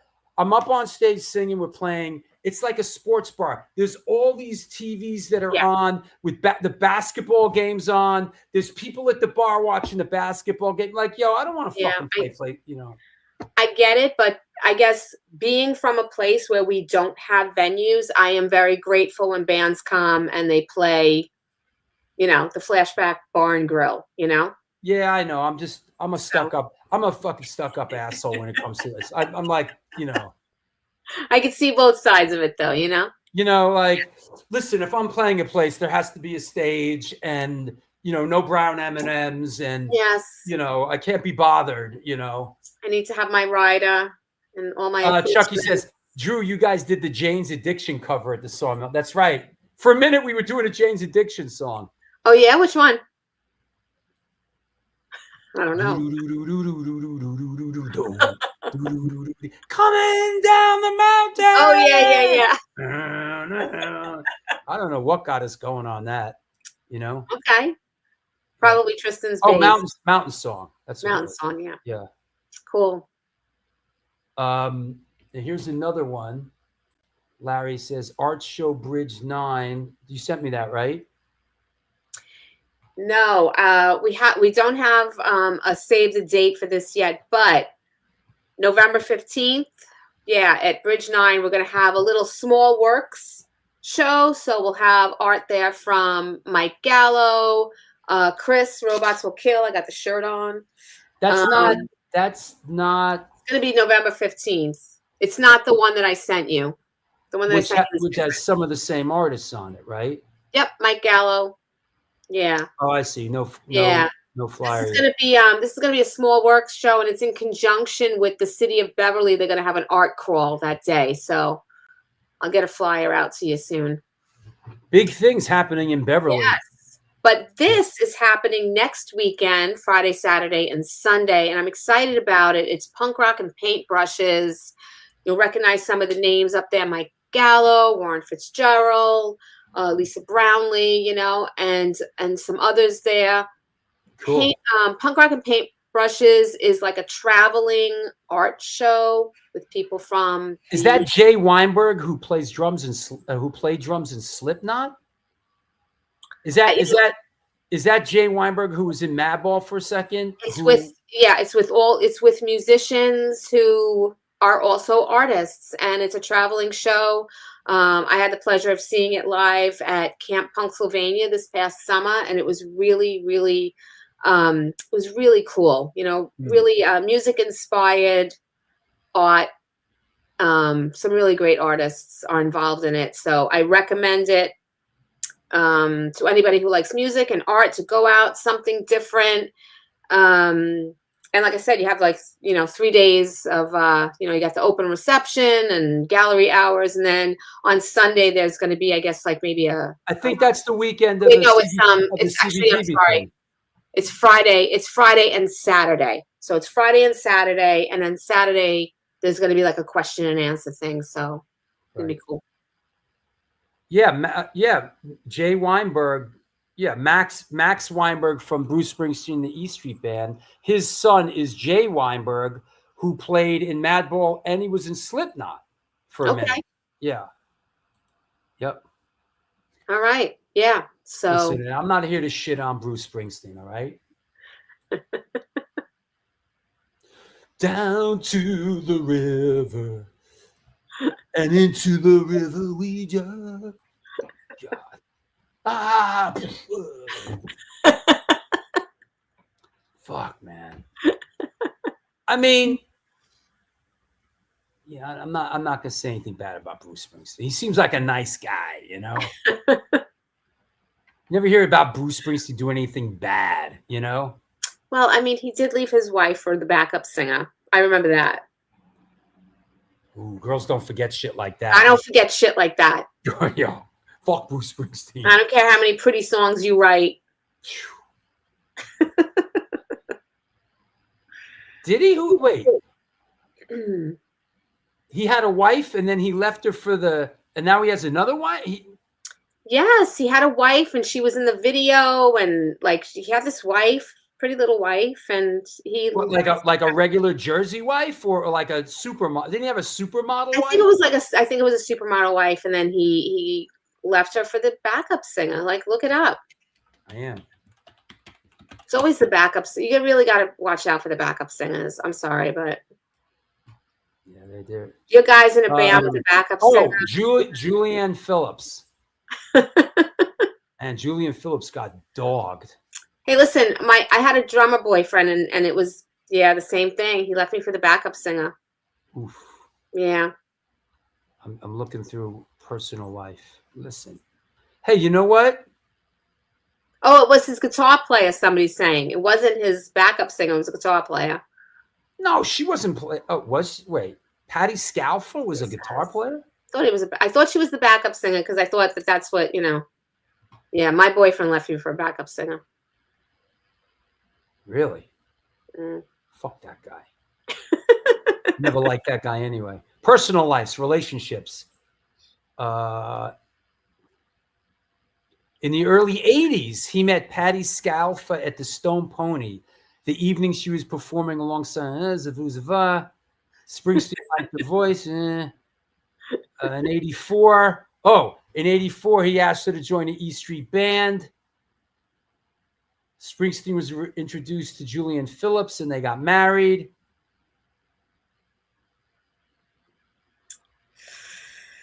Yeah. You know what? Springsteen received press criticism for the apparent haste in which he and Scalfa started their relationship. Man. Like, what are you supposed to go through a time like a? I don't know. Would you call him a homie hopper? A homie hopper. Yeah. No, Chucky. ID is not playing with the Mismiths in Tompkins Square Park on September 27th. We canceled the show because, believe it or not, we still behave with some smidgen of integrity and respect when they announced the CBGB Fest with a bunch of our friends' bands playing on. We did not want to compete with our friends' bands. We decided to fold our hand. And that can't be said for everybody out there, because most of the people today will just book a show right on top of you and be like, what? It's two different crowds.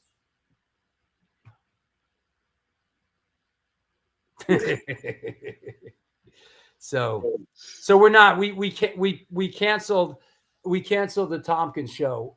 We just gave it back to Chris Flash. So, Yep. It's going to be a big one. It's going to be a good show. We took the high road, Larry says. I just don't like doing shows and competing with other shows. I'm from the, call me old fashioned, call me old school. I just don't like to do a show on top of somebody else's show. I like, and I don't appreciate when somebody does a show on top of ours. Yeah. Yep. That said, let's talk about some upcoming events. Yes. That hopefully aren't on top of anybody else. Friday, October 10th, by popular demand, the Cereal Poets will be playing the Nautilus Roasting Company. God bless. New coffee house by the people.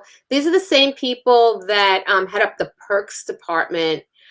Hugo and his wife, I think her name is Galen. They hold like the punk rock prom, and they do what's his name? Hugo. Hugo. They do the great all nighter. The guy with the big mustache. Yeah. Yeah. Yeah. So they do various like punk and vendor events around Long Island, and now they have their own coffee shop, and they're doing events there. Is that right? I see ID guitar player Will Romeo is playing. Yes. Yes. So it will be a lovely night of acoustic music there. Cool. In beautiful Huntington Station. So that's Friday. It's a Friday, Saturday, Sunday. Nice. Friday. Listen. This is what you're doing. All right. Drag the wife and kid, the dog. This is what your schedule is going to be. Friday, October 10th, you'll be going to see Serial Poets, Mark Allen Prince, Red at Night from Berlin, all the way from Berlin to the Nautilus Roasting Company.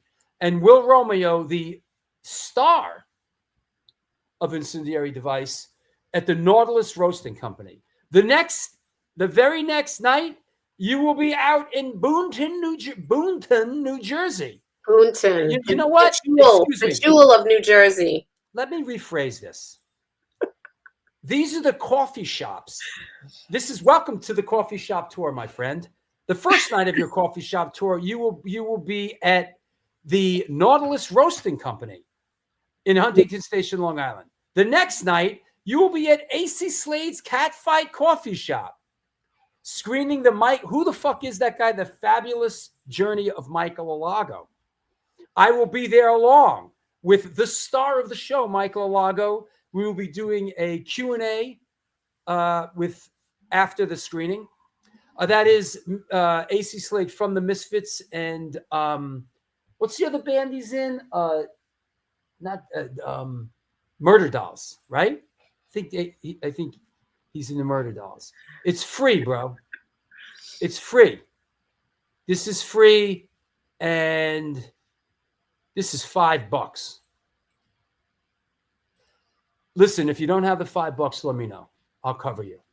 If $5 is too much for you, just let me know. I will pay for your way to get into the Nautilus Roasting Company. All right? You cheap fuck. I just want to say one thing about that flyer for the Nautilus Roasting Company. I love that photo. Yeah. That's a great photo. It is a great photo. It's Good great. job, Stephen. He works right there. Yep. Gorgeous. I know where that is. I used to live love right it there. So the second stop on the coffee shop weekend is in Boonton. And then the third stop is the Bowery Electric free all ages Sunday matinee with Incendiary Device, Non-Residents, Dead Blow Hammer, Overstand, and Steel Toe Solution. Sure, it's not a coffee shop per se, but you can go across the street to the deli and get a cup of coffee. Absolutely.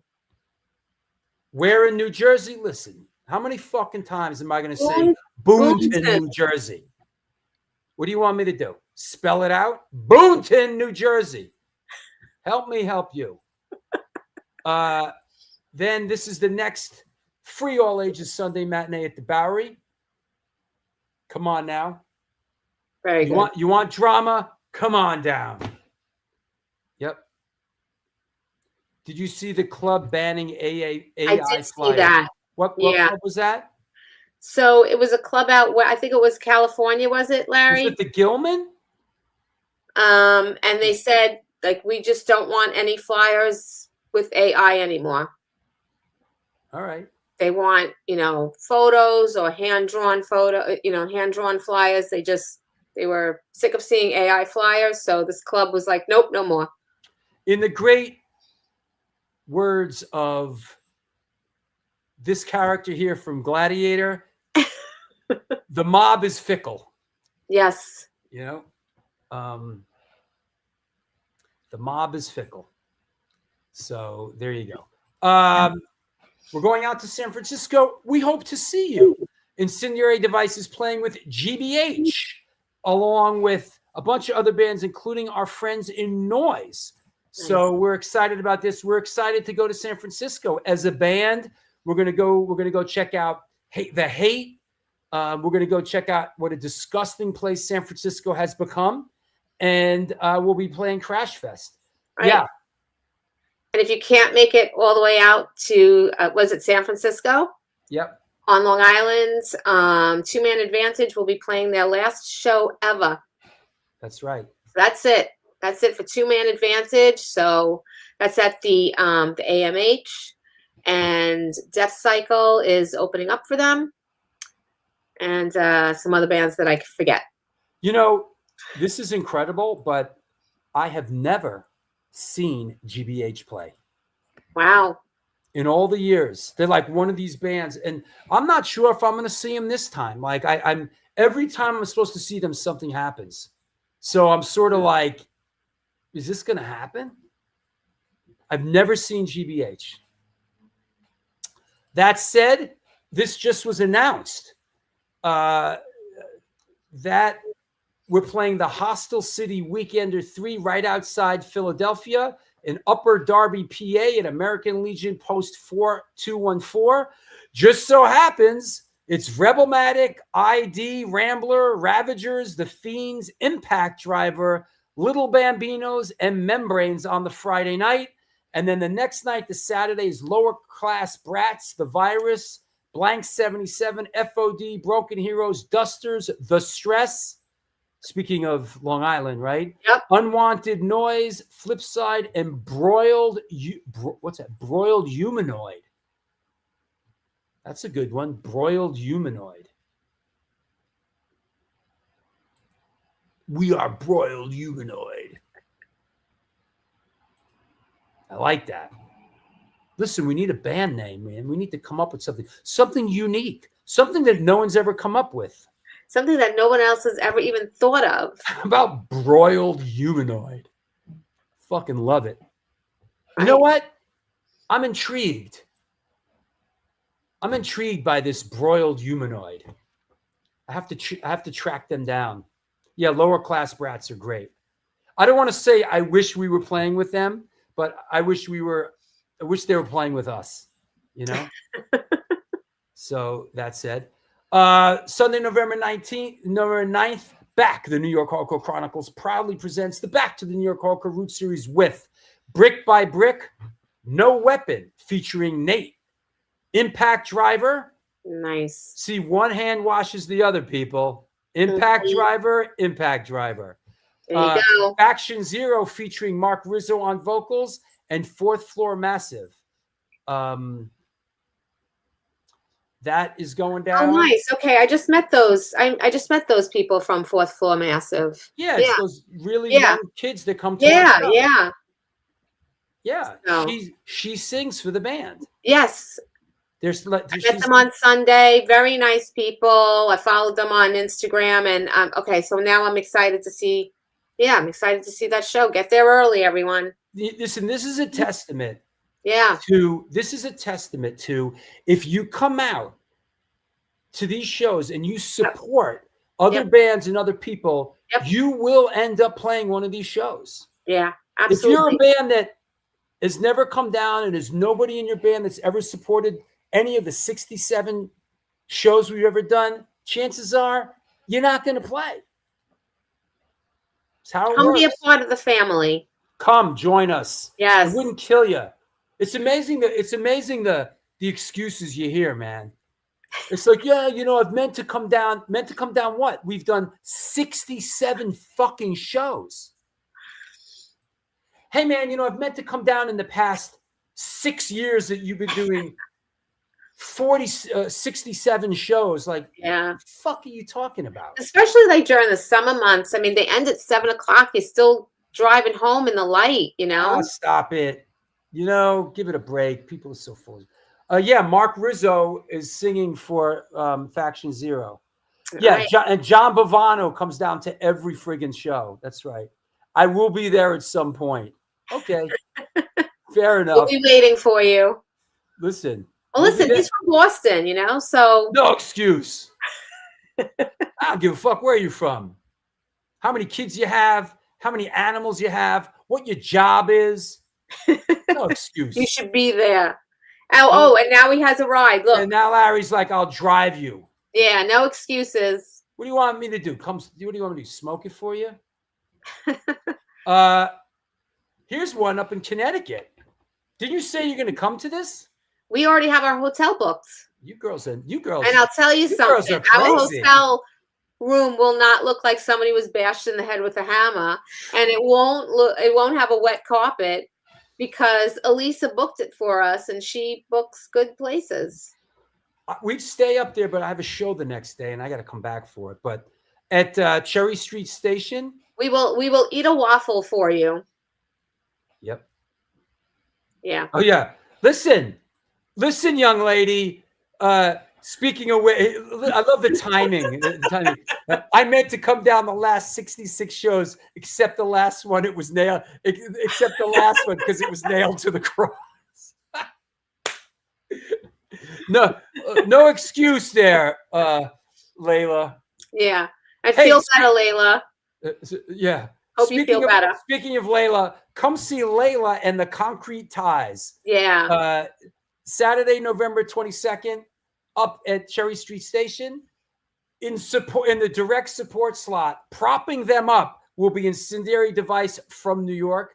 Glorious Wounds. So wait, Concrete Ties, Massachusetts hardcore. Incendiary Device, New York hardcore. Glorious Wounds, Rhode Island, Massachusetts, Connecticut, melodic hardcore. How do you get? I wonder how you get straddled over 3 states. Maybe do they have 3 different people from each state? Like, how do you get like? Well, they're all close together, so they might all be like they could be only like 45 minutes apart from each other. Cooked Alive, Fall River hardcore, death thrash metal. And Eucharist, am I pronouncing that right? Eucharist, yes. Connecticut, PA, melodic hardcore. So nice. And it's also a holiday. Wait. What, is my fucking hardcore not melodic enough for you? Like what? Incendiary Device is not melodic? The fuck? What am I? Like, why do you hurt me so? Like, I thought, you know how much work we put into the melodies of this fakakta band? And we don't get props as being like, what are we, like, Neanderthalic? Good. Thanks for the heads up. Rick Bruss says Fall River bands usually rip. He's right. Really? He's right.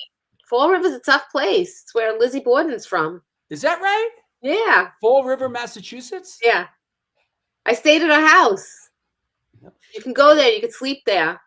Who's from Fall River? Oh, Cooked Alive is from Fall River. Listen, if you're from Fall River, man, you got to bring A game, huh? Yeah, absolutely. We're expecting big things. Listen, if you're from Fall River, don't come at us with this melodic hardcore bullshit. You better be coming with like super, Right. You better be swinging that axe. Next up, the Holiday Slamboree. Yes. Ladies and gentlemen, boys and girls of all ages, it is the return of My War. New singers, new songs. Butterbrain featuring Aaron Collins and Sally Mae Tree, who at this point we seem to be playing with like every other fucking day. Which is lovely. The Tree's great. I love it. Stephen Messina and Syria Poets and World of Chaos, one of your favorite bands. Yes. That's Gabe from Kids in the Pit. Yep. And his friends. So a young teenage band, and they rip. So I'm really excited. Are they from Fall River? So no, they are from Delaware. So there you go.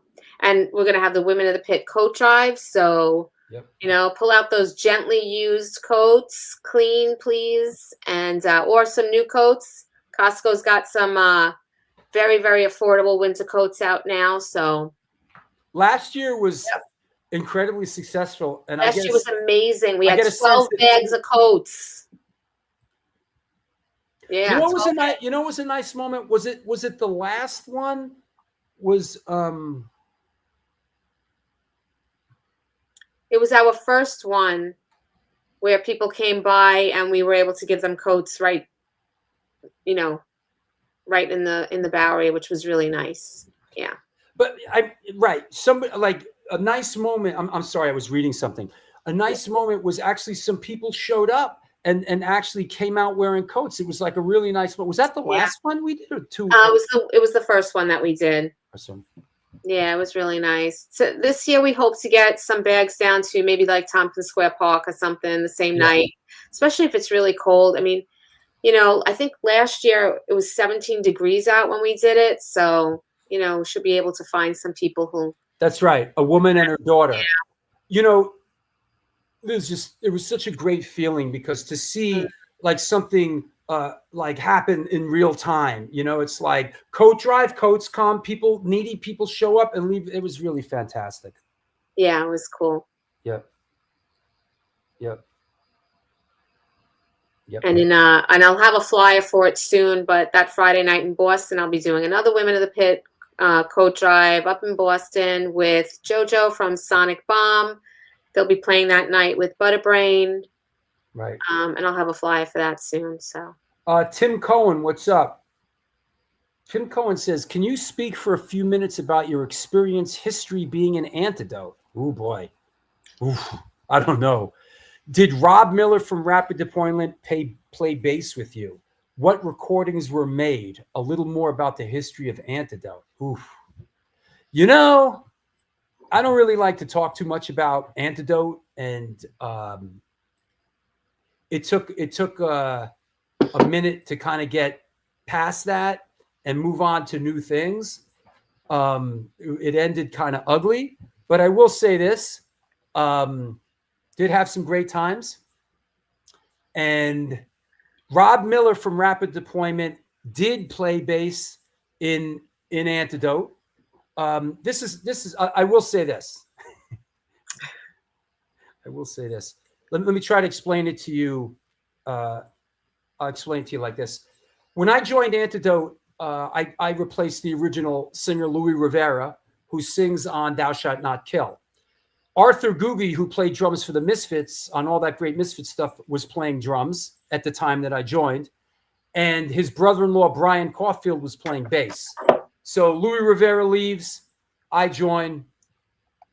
We do a bunch of shows with a lot of the Thou Shalt Not Kill material. And then we got kind of a little tired of it, and we started being influenced by other things. This was, I guess, 1986. And Arthur Googie left the band along with his brother-in-law, and it was just me and Nunzio, who was at that point the only original member, who was an incredibly talented guitar player and songwriter. And we were figuring out, what do we want to do? And we decided that we were going to go on as Antidote. And that's when Chris Praz, who was younger than us, joined from Philadelphia playing drums, and Rob Miller, who we knew from Rapid Deployment, joined on bass. So that lineup of me, Nunzio, Rob Miller, and Chris Praz went on for a while, and then we ended up taking a break. The band ended up taking a break in 86 or 87. But yeah, Rob Miller from Rapid Deployment did play. I don't think we ever recorded with him. So that was that. And then the band broke up for a while, and we got back together, I think in 88 or 89. And that's a whole story. And that's when we recorded the Return to Burn, the infamous, much controversial Return to Burn record that I sang on, which somebody just interviewed me for this crossover book that they're doing. And I talked about that. But, Antidote, I had some great times in Antidote early on, and it kind of ended ugly. But it's like that Star Trek episode. If I wasn't there, I wouldn't be here. And if I would have went back and changed one single thing, I wouldn't be an incendiary device right now.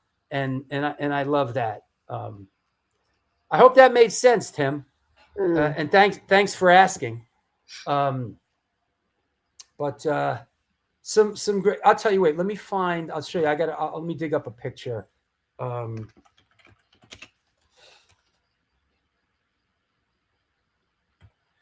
me see if I can find a great picture from when I first joined. Antidote. Hold on. 1984, right? Huh. Where is that great shot? Let's see if I can find it. God, Antidote. Well, here you go. Hold on. I'm just grabbing a couple of great things. Let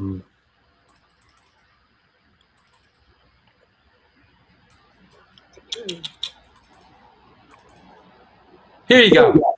Here you go. Got it. This is a shot of that lineup that I told you about when I first joined Antidote in 1984. This is me. This is basically me with the Thou Shalt Not Kill lineup. That's Brian on the left. That's Arthur Googie in the middle, Nunzio, and myself. Everybody's hair is growing in here. This is 1984. Wow. Antidote when I joined in 1984. And so there you go. There's some history. Yeah, and this is the first show that I sang for Antidote, which was at the Rock Hotel in, I think, April 12. It was Toxic Reasons, TSOL, Antidote, 76% Uncertain at the Rock Hotel. Yeah. So there you go. That said. History. Yeah. What else? Anybody else have any questions? Or Rob Miller was an excellent player. That is true. Rob Miller's the first guy that ever turned me on to Slayer and Metallica, and I fucking hated those bands at the time. When he first, I couldn't stand Slayer. I couldn't stand Metallica. I hated that shit.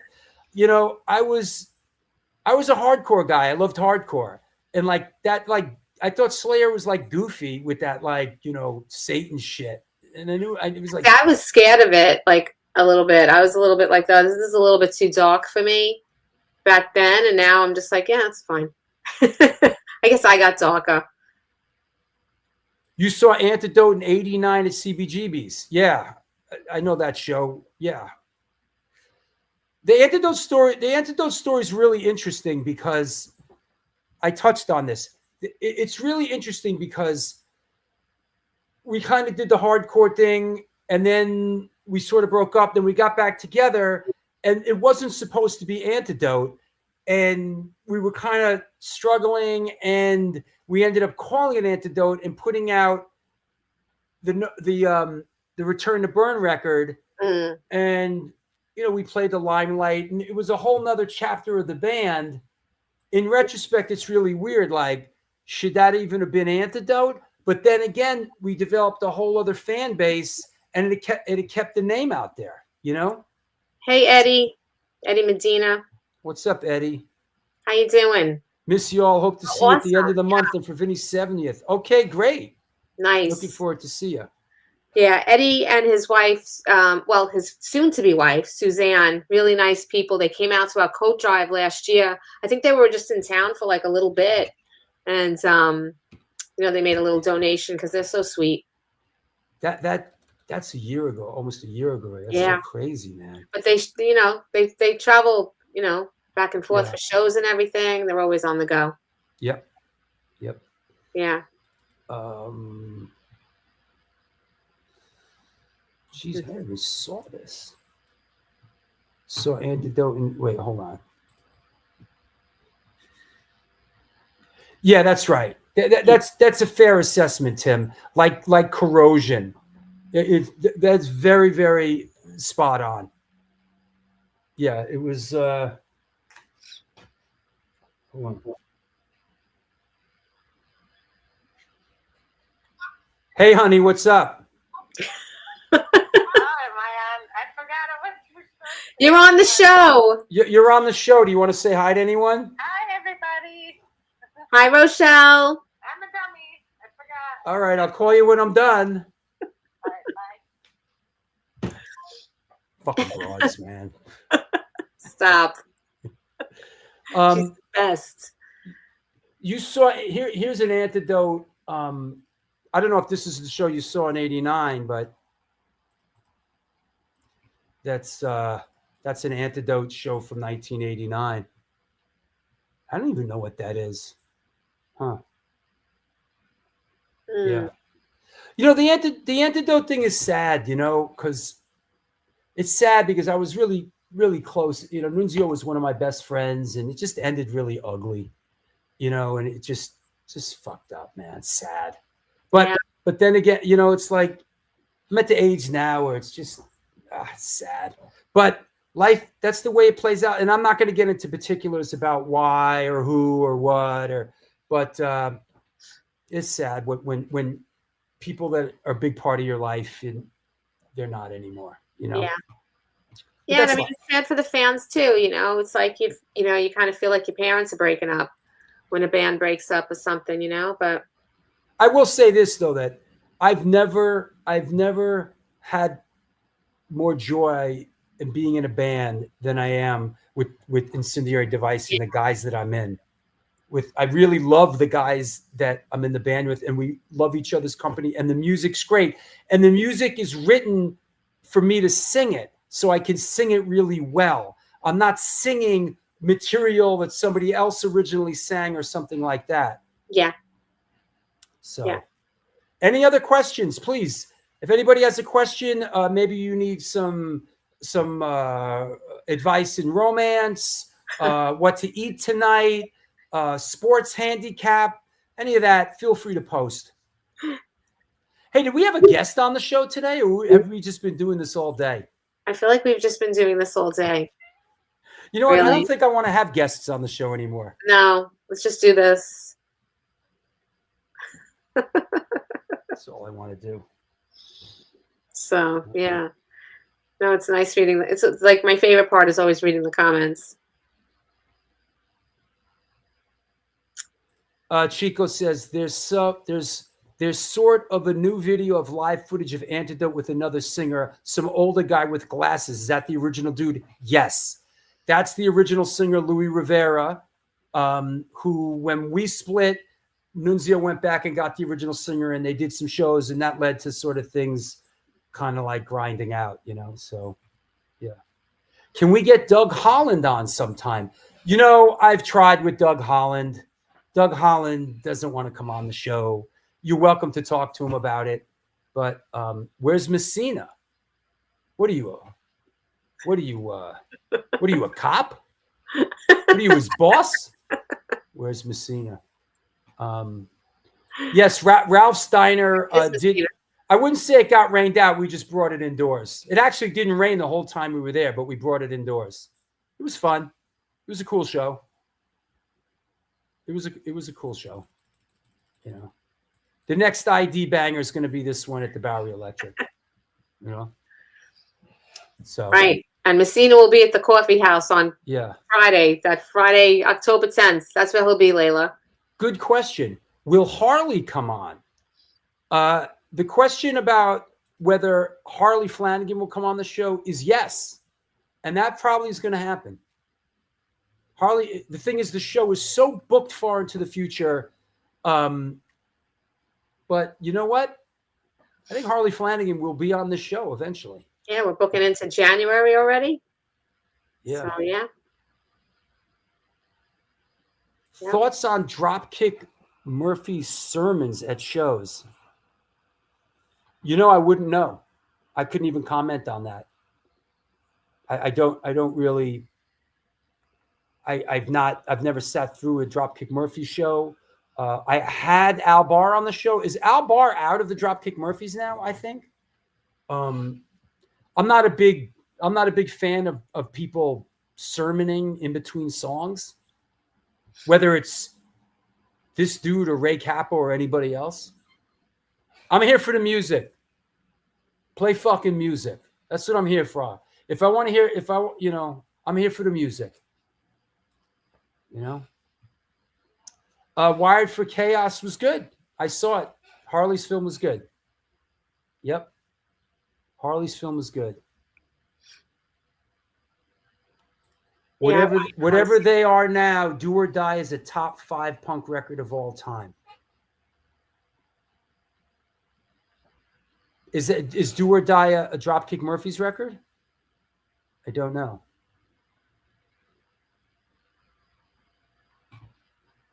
Yeah, Al's been out for a while now. Thanks, Sean. Nice guy. What is your favorite guitar there at home? Do you enjoy playing and learning still? Well, I like this guitar. This is the one I play in my war, and I like it because it stays in tune and it's very light, and it just feels good. I've got a whole closet full of guitars. Rochelle's got guitars, but we live in a small space. I like playing with this guitar. I like the acoustic. I'm not like a gear kind of, pervert.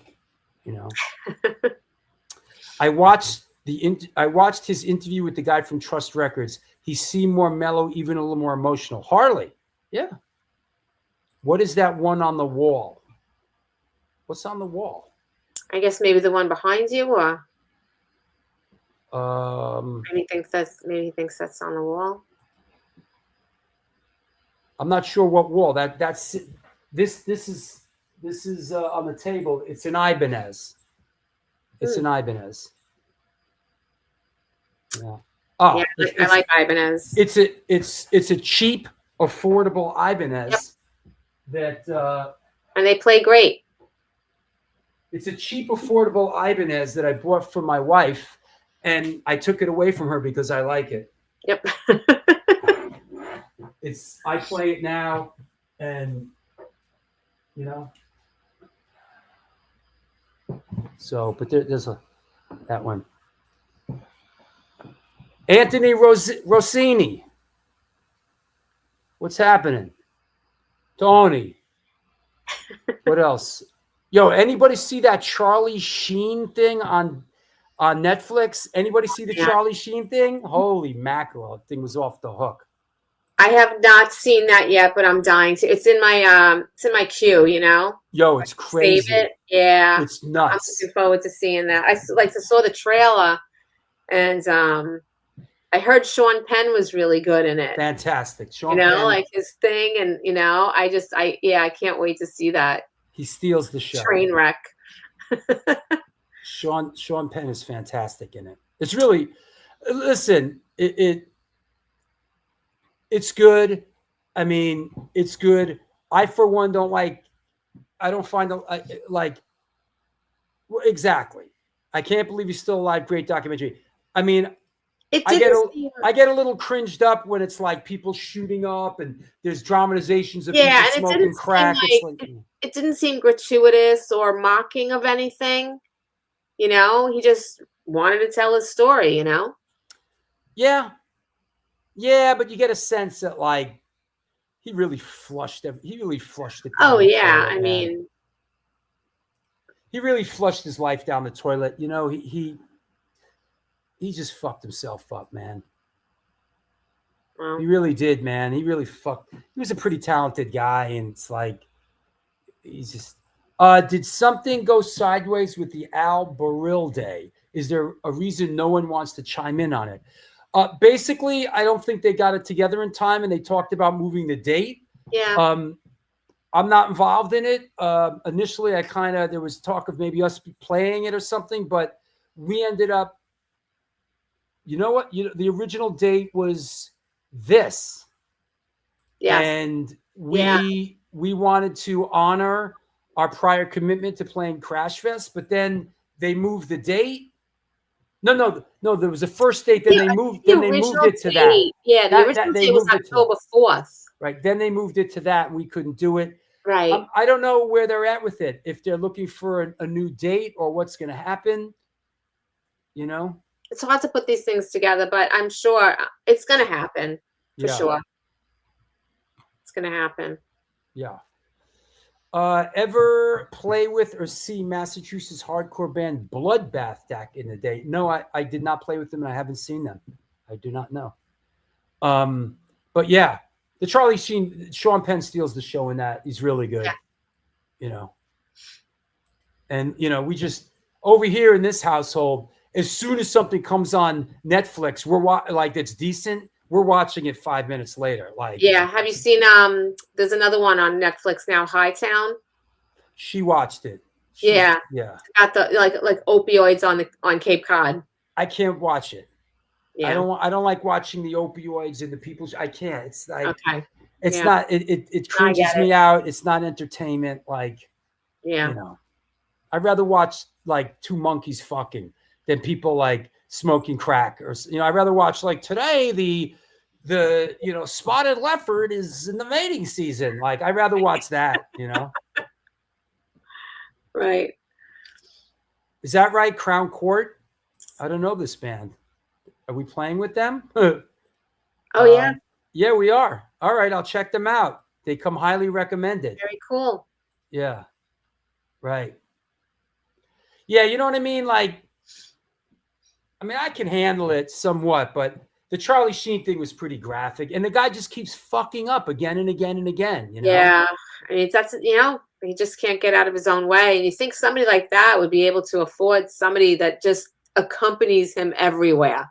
Yeah. Like a sponsor that's your full-time job is to just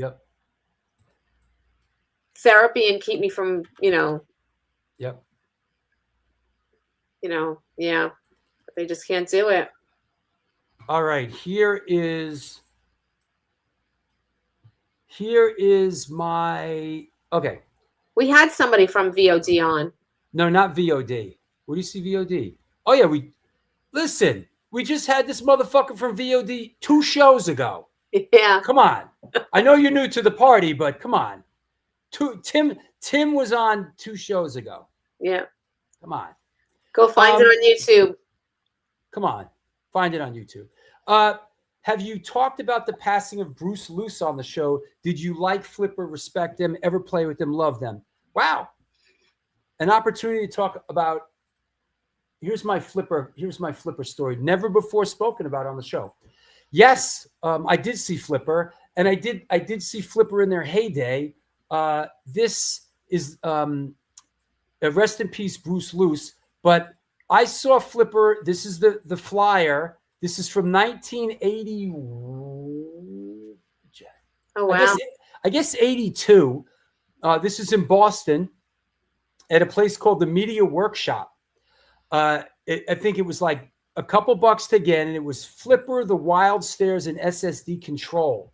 I seem to not remember SSD playing, but I do remember this is when generic Flipper was out, and we were a bunch of hardcore skinhead guys in Boston. We loved that Flipper, that generic Flipper record, and Flipper showed up to play, and it was so packed that the cops showed up and shut the gig down. Oh wow! That's the only time I saw Flipper. I love that flyer. I wonder who made this flyer. It's great. I wonder who made that. Let me look at it again, and I could probably figure it out. Yeah, it's great. My guess would be Flipper. Where is it? What happened to the flyer? Oh, Flipper Media Workshop. I got a feeling if I had to take a guess at who made this flyer. Anybody Boston people out there want to take a guess at who made this flyer? I have my idea on who made this flyer. It's brilliant. See if anybody can. Sean, are you still watching? Or Larry? We'll see. Tick, tick, doo. Flip the little fish hook. Yeah. All right. Nobody's responding. All right. No. Socks. John Socks from the FUs is not on this bill. But look who is on this bill. Flipper, obviously they wouldn't make. They weren't in town to make it. The Wild Stairs, they wouldn't make it. SSD with the X with the D and the X in it. My guess is Springer made this flyer. This is a Springer from. This is Springer from SSD Control. See, that's cool. Yeah. See? Yeah. They won't be able to say that now if everybody's making AI flyers. Listen, this is if somebody said, what is the exact opposite of an AI flyer? There you go. It's this. There you go. It's a guy with a pen and literally at the copy place making this and then putting it on the copy machine. On the copy machine to have it, yeah. Is that right? They played the Middle East in Cambridge 15 years ago, and they were amazing. But didn't the original singer for Flipper die? Didn't the main dude die in Flipper?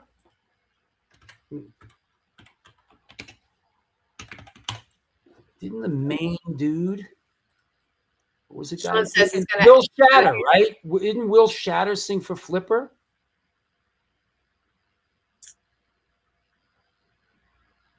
I see. Will. Okay, I get it. Huh.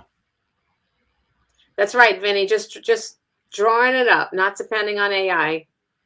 Yeah. Doesn't have to be perfect. Just has to be human. Yeah. He was a Picasso with a Sharpie. Yeah. Yes, Bruce Luce. Yeah, but wasn't Will Shatter the original singer? Yeah, that's right. They had to do from G. Yeah. Yeah, I'm trying to let me see. I'm trying to read up on it. This is what I remember. Sex Bomb, Brainwash single. Yep. Generic Flipper, and the old lady that swallowed the fly. That's that I remember. Yeah. Yep. Yeah, Will Shatter passed, right? Mm. Yeah. Oh, he died in 1987 of a drug overdose. Drugs are bad. Yes. Yep. When am I going to have Tim Cohen on? Well, we're booked about 3 months in advance, my good man. So sometime after that, at least. Yeah. How's Roger's health? Are you talking about Roger Moret? Or are you talking about Mark Levine's Beagle Roger? Which Roger? There's like 10 Rogers in my life. Yeah. Let's be more specific. Be more specific. Be more specific about people's health that I'm really not at liberty to speak about on the show. You mean? Yeah. There are HIPAA laws involved, like. Yeah. I could tell you about my health, but that's about it. Yes, I'm the all-knowing. What was? Wait a second. Oh, no. What was the thing that Johnny Carson used to do? Oh yeah, the swan. Hold on.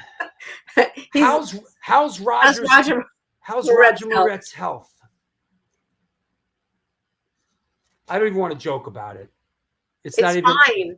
Yeah, it's fine. It's good. Roger, They're going out on tour, so let's just come on. No listen. news. Ask the great.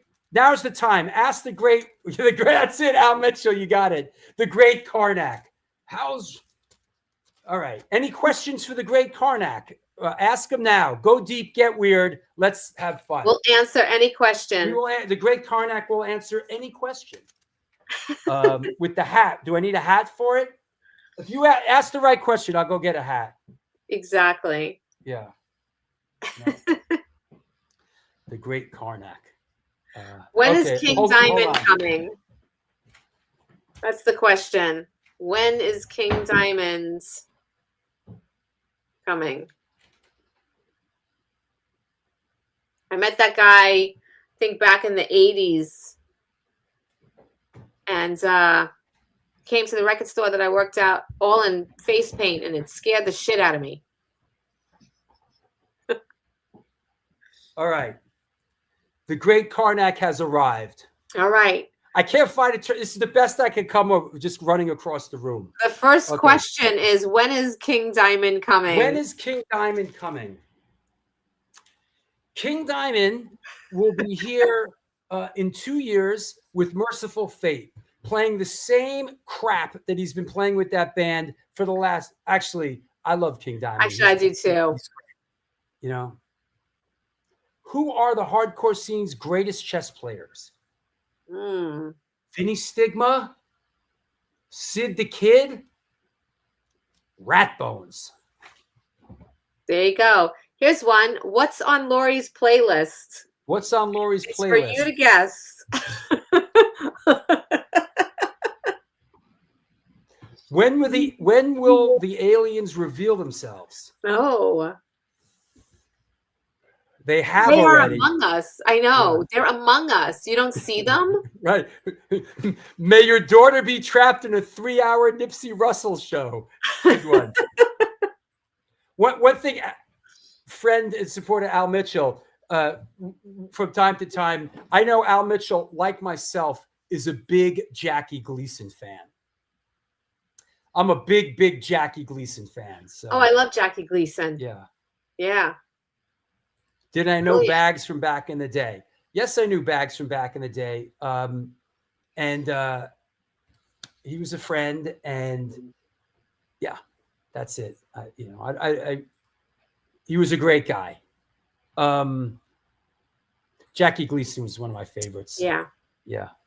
When will the aliens reveal themselves? The lizard people are among us. I married one. Yeah. Look at all the powerful people. Currently reading Henry Rollins' Get in the Van book. I didn't realize there was so much spit involved in the shows in the 80s. You know, I don't remember. I mean, in the United States, I don't remember a lot of, but who knows, man? I don't remember a lot of spit going on. I remember Madball. I remember a story, Madball, who I'm going to see Madball tomorrow night. Madball went to Europe like the first time, and people were like spitting on him because they thought it was cool. And like they went out and like beat the shit out of everybody. Yeah, it's disgusting. Yeah. You know, Joe Strummer from The Clash once was like singing and someone gobbed into his mouth and he ended up getting hepatitis. Oh, that's disgusting. Yeah. Yep. Yeah. So that show tomorrow night with Madball, that's with Demise, right? Yeah. Yeah, and you've got Gary from Kill Your Idols filling in. Demise, right? Yeah, playing with Demise tomorrow night. So yeah, I think Bayway's on that show as well. Drew, can you speak of the cartoon skits of the Ilago film? What did Rob Zombie think? Is that two separate questions? Is that two questions? Like, can I speak on that? And then what did Rob Zombie think of the film? Answer me that, and I'll answer it. Drew, have you ever worked a straight job, or has it always been entertainment related? That's a very good question. I've worked straight jobs in my life. The last 15 years, I've been making a living as a filmmaker, doing the show as a musician, promoter. But the straight job, I had jobs in the film business for many years. The straight job, I had many jobs in the film business for many years. I was a freelance, I was a production assistant, I was a production manager, I was a boom man, I was a third grip, I was a third gaffer, I was a driver. I made a living in the film business for years. I was a stage manager for a couple of film stages for many years. And then probably the last straight job that I had, I drove. I was a driver. I drove somebody around. I don't want to mention names, but I was sort of a driver, personal assistant for somebody. I drove somebody around and then I had a hack license in New York, and I did some driving for somebody, driving right before Uber came in and all that. When I worked for somebody that had like a couple cars, and that sort of went bad. And then that was right when I was starting, my film career was starting to resurrect. And that's when I made the decision that, you know what, fuck this. I'm going to make a run at it. And that was the last kind of straight job I had. Awesome. Yeah. Yeah. What does Lori do for a living? Well, I for a very, very long time, I was working in basic research as a biochemist. During the pandemic, when everything shut down, I took on a more administrative role in the lab, and that's what I'm still doing. A lot of grant management and protocol writing, so science. Then I also have my ceramics, my art, and I run Women of the Pit. So busy. There you go. See? And you thought that Lori just, There you go. You thought I just sat around here smiling, but no, I actually have a job. Yeah. Okay, it's 2 questions. Okay, first off, Drew, can you speak on the cartoon skits of the Ilago film? For those that have seen the Ilago film, have seen Who the Fuck Is That Guy? The Fabulous Journey of Michael Ilago is a film that I directed that really put me on the map. It's a great film. Netflix picked it up for 3 years. Yep. And what happened with me and sort of my film career was it's one thing to do a lot of work and to have a film come out. But what happened with me was, as I was doing the Who the Fuck Is That Guy film, it turned out it was taking a while. So I ended up doing the New York Hardcore Chronicles film. And what happened with me was both films came out within 2 weeks of each other. So there was a point where I went out to Hollywood and we had a premiere of the Michael Ilago film. And I think later that night, there was a premiere of the New York Hardcore Chronicles film. And both films were very well received. So what happened was I kind of, usually you take like a step up. What happened, both these films came out at the same time and really moved me like 3 steps forward. The Ilago film went on to Netflix, and the New York Hardcore Chronicles film was very successful as well. And I'm very, very grateful for that. But I just went on this glorious run with both films, and that led to a lot of other things. But the Michael Ilago film, what happened was so I'm doing the Ilago film, and I saw a Bad Brains documentary. Well, not just the Bad Brains documentary, but there was a film that really inspired me called Man on a Wire that was about Philippe Petit, who tight walked across. Yep, I saw it. Yep. The film is called Bird on a Wire. And this film really inspired me as a filmmaker. I saw that film and I got super, super inspired. And I brought that sort of energy into the Ilago film. And there was some animation in it, in that film. And then I saw a Bad Brains documentary. I think it was called Banned in DC. And there was some animation in it, in the Bad Brains film. And when we started doing the Ilago film, I thought a great way to move the storyline forward would be to put some animation in it. And I tracked down the gal that did the animation in the Bad Brains film. And it turns out that she works for Mattel and she draws Barbie. And me and Ilago went and met her in Venice, California. And we talked about her doing the animation for the film.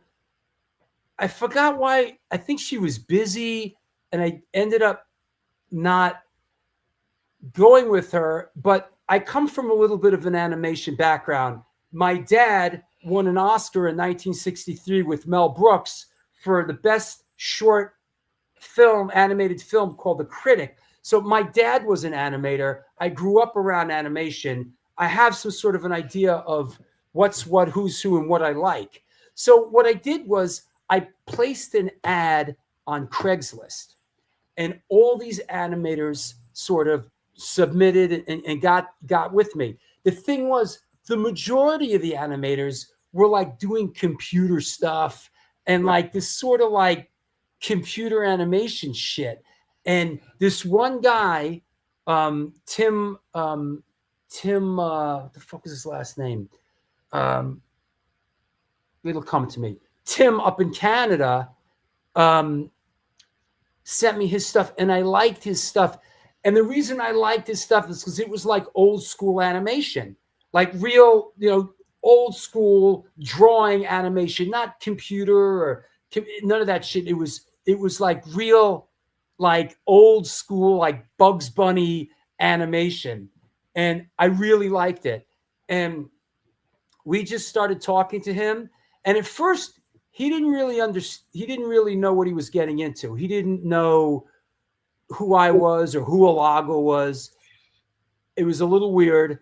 But once he got with the program and sort of really got it, the animation that he did for the Alago film was fantastic and really brought the Alago film, helped push the narrative forward. The other part of the question was, what did Rob Zombie think of the film? I don't think Rob Zombie really thought much of the film, to be honest with you. Now, first off, Rob was very kind, and he's one of the people that contributed financially to the film. And we had a great interview with Rob and his wife. And I was speaking to Rob. At a certain point, I showed Rob the rough cut of the film, and he really didn't seem to care for it very much. He's like, what is this film about? Is this a music film? Is this a New York documentary? I don't get it.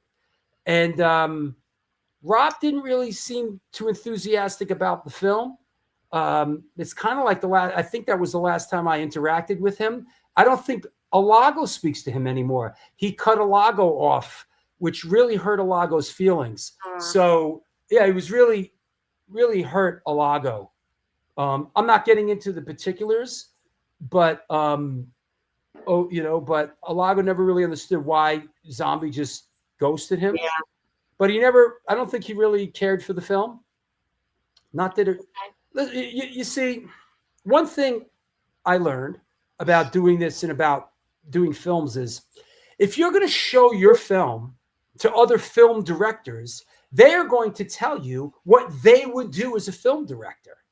So if you show a film director your film, expect what that guy or girl would do if it was their film. So what comes down, and I learned this hard lesson, what it comes down to in the end is, you need to put out the film that you artistically want to put out. You got to go with what, your vision. So the other thing is that that's like, I can look at art and give it, and critique it or appreciate it or think it's beautiful, even if it's not my style. Right. So why can't that be the same way with somebody who makes any kind of art or films or whatever? It's not your style. It's not what you would do, but you could appreciate something that's well done. So, and it was well done. I mean, nobody can argue that. Listen, there's people that said, you can't name the film Who the Fuck Is That Guy? That's that was the best part of it. That's a bad idea. Don't do that. You know perfect.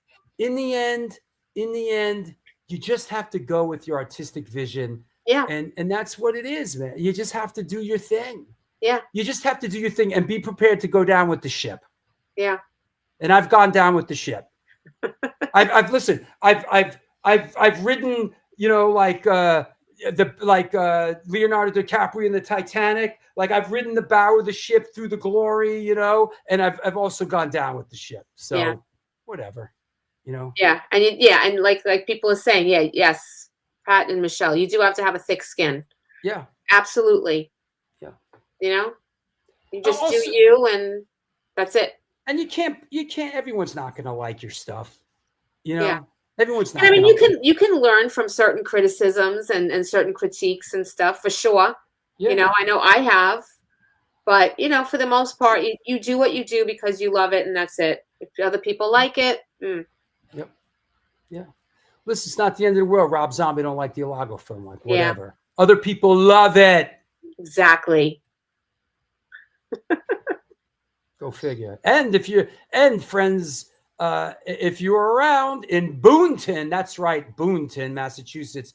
This is the first. New Jersey. New Jersey. New Jersey. This is the first screening that we're doing of the film in many years. I had to put that fucking film down for a minute. I got all the logoed out. I was a little fried, you know. Basically, this is the Michael Alago show. Awesome. You know. Awesome. And I love Alago. So I do too. I'm willing to do it. And I love AC Slade. You know, he's a good dude, and it's at his coffee shop. So yeah, there you go. Yeah, he's a great guy. Yeah. So there you have. You know, not everyone is going to like a Bosco. So Michelle. Hey, Uncle Vinny, how you doing, buddy? Michelle ordered an ornament from me, and she wanted her dog's name on it. Her dog's name is Bogey. Bogey. And for some reason, I put the name Bosco on it. And I figured out the reason I put Bosco on it is because my neighbor's dog is named Bosco. Bosco. And every morning I wake up to Bosco, Bosco. So it's just in there. Damn. Yes. But I did correct it. Bosco. Bosco in the house. Bosco. Bazosco. Oh, you know what? Yeah. Oh, you know I what? love you too, Michelle. You know what I didn't mention? I did not mention, interestingly enough, last night I went to Sasha Jenkins' memorial, and it was pretty heavy. And let me see pictures. Yeah, and let's see. Here's a couple pictures. It was heavy. A lot of people were there. I mean, I can imagine. Ran into a lot of people, you know, from the graffiti scene. But last night was his memorial, and Sasha Jenkins was a great supporter and a friend. He's in the New York Hardcore Chronicles film. Very knowledgeable guy. He directed the Wu-Tang documentary. He directed the Ed Sullivan documentary that's on right now. And there's his family talking about him. It was very, very emotional. And a bunch of people there, including, this is a guy I haven't seen in many years. This is Dingy Brown from the band Absolution. If you remember the New York hardcore band Absolution, there's me and Dingy from last night. Nice. Me, of course, looking more and more like the Thing from the Fantastic Four as I age. And then the White Mandingos played, which features Daryl Jennifer from the Bad Brains. I saw them play. So rest in peace, friend and supporter Sasha Jenkins. A very emotional night. There was like 20 people in that place that have been on this show. Wow. From Ramsey Jones, who was just on, Creature, Gavin from Absolution and Burn, Chaka, Caves, Mr. Caves. Yeah. There's a lot of people, you know. Wow. Love to all who knew him. Yeah. Yes, I believe Dingy is his real name, but he spells it I think he spells it like this. I believe that's how he spells it. Yeah. Yes, Sasha Jenkins passed. He was very, very private about his health. So nobody really knew. He had it was something I'm not familiar with. It was sort of like what is it that Michael J. Fox has? Oh, Parkinson's. They thought it was Parkinson's, and then it turned out to be something else that really, really hit him really hard, really fast. Maybe just kind of like some kind of an autoimmune disease. Very sad. Very sad. Yeah, no, not dingy like dirty. No. Nope. At least not as far as I know. So, you know, that's sad. All right. Yeah. Yeah, one of the original from First Graffiti, where the tribute was at a place called SOB's, Sounds of Brazil, and the White Mandingos played. Oh, you know who spoke? what's his name? Oh God, big time graffiti guy spoke. Lee. Do you know who that is? RS Lee. Lee spoke, and Mr. Caves was there as well. And yeah, but Lee Canonis, is that right? He spoke. Is that how you spell it? Dingy? Right. Okay. So yeah. Yep. Yeah, Sasha from Videograph. Yeah. He was a very, very, very, very knowledgeable graffiti. Lee Quinones. Thank you. Astoria Lou, you've been here the whole time?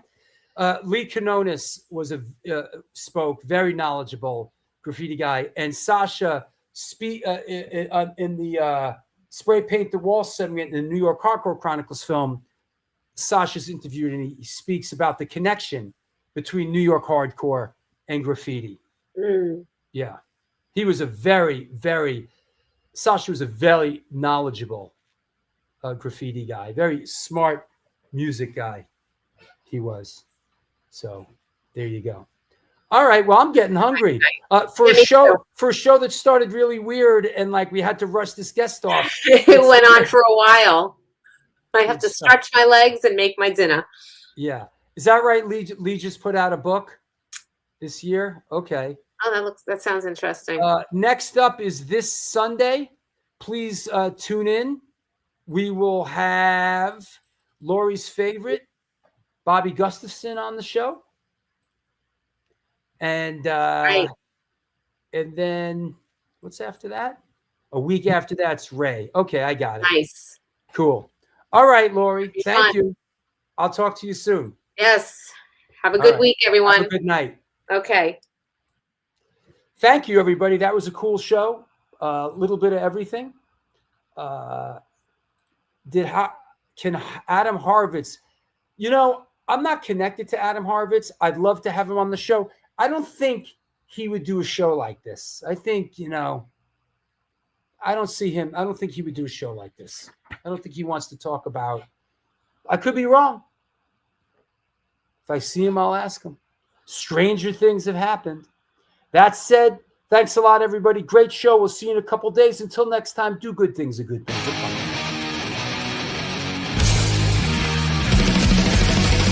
Conditioned by indoctrination, conditioned by society. You're a victim of the digital age.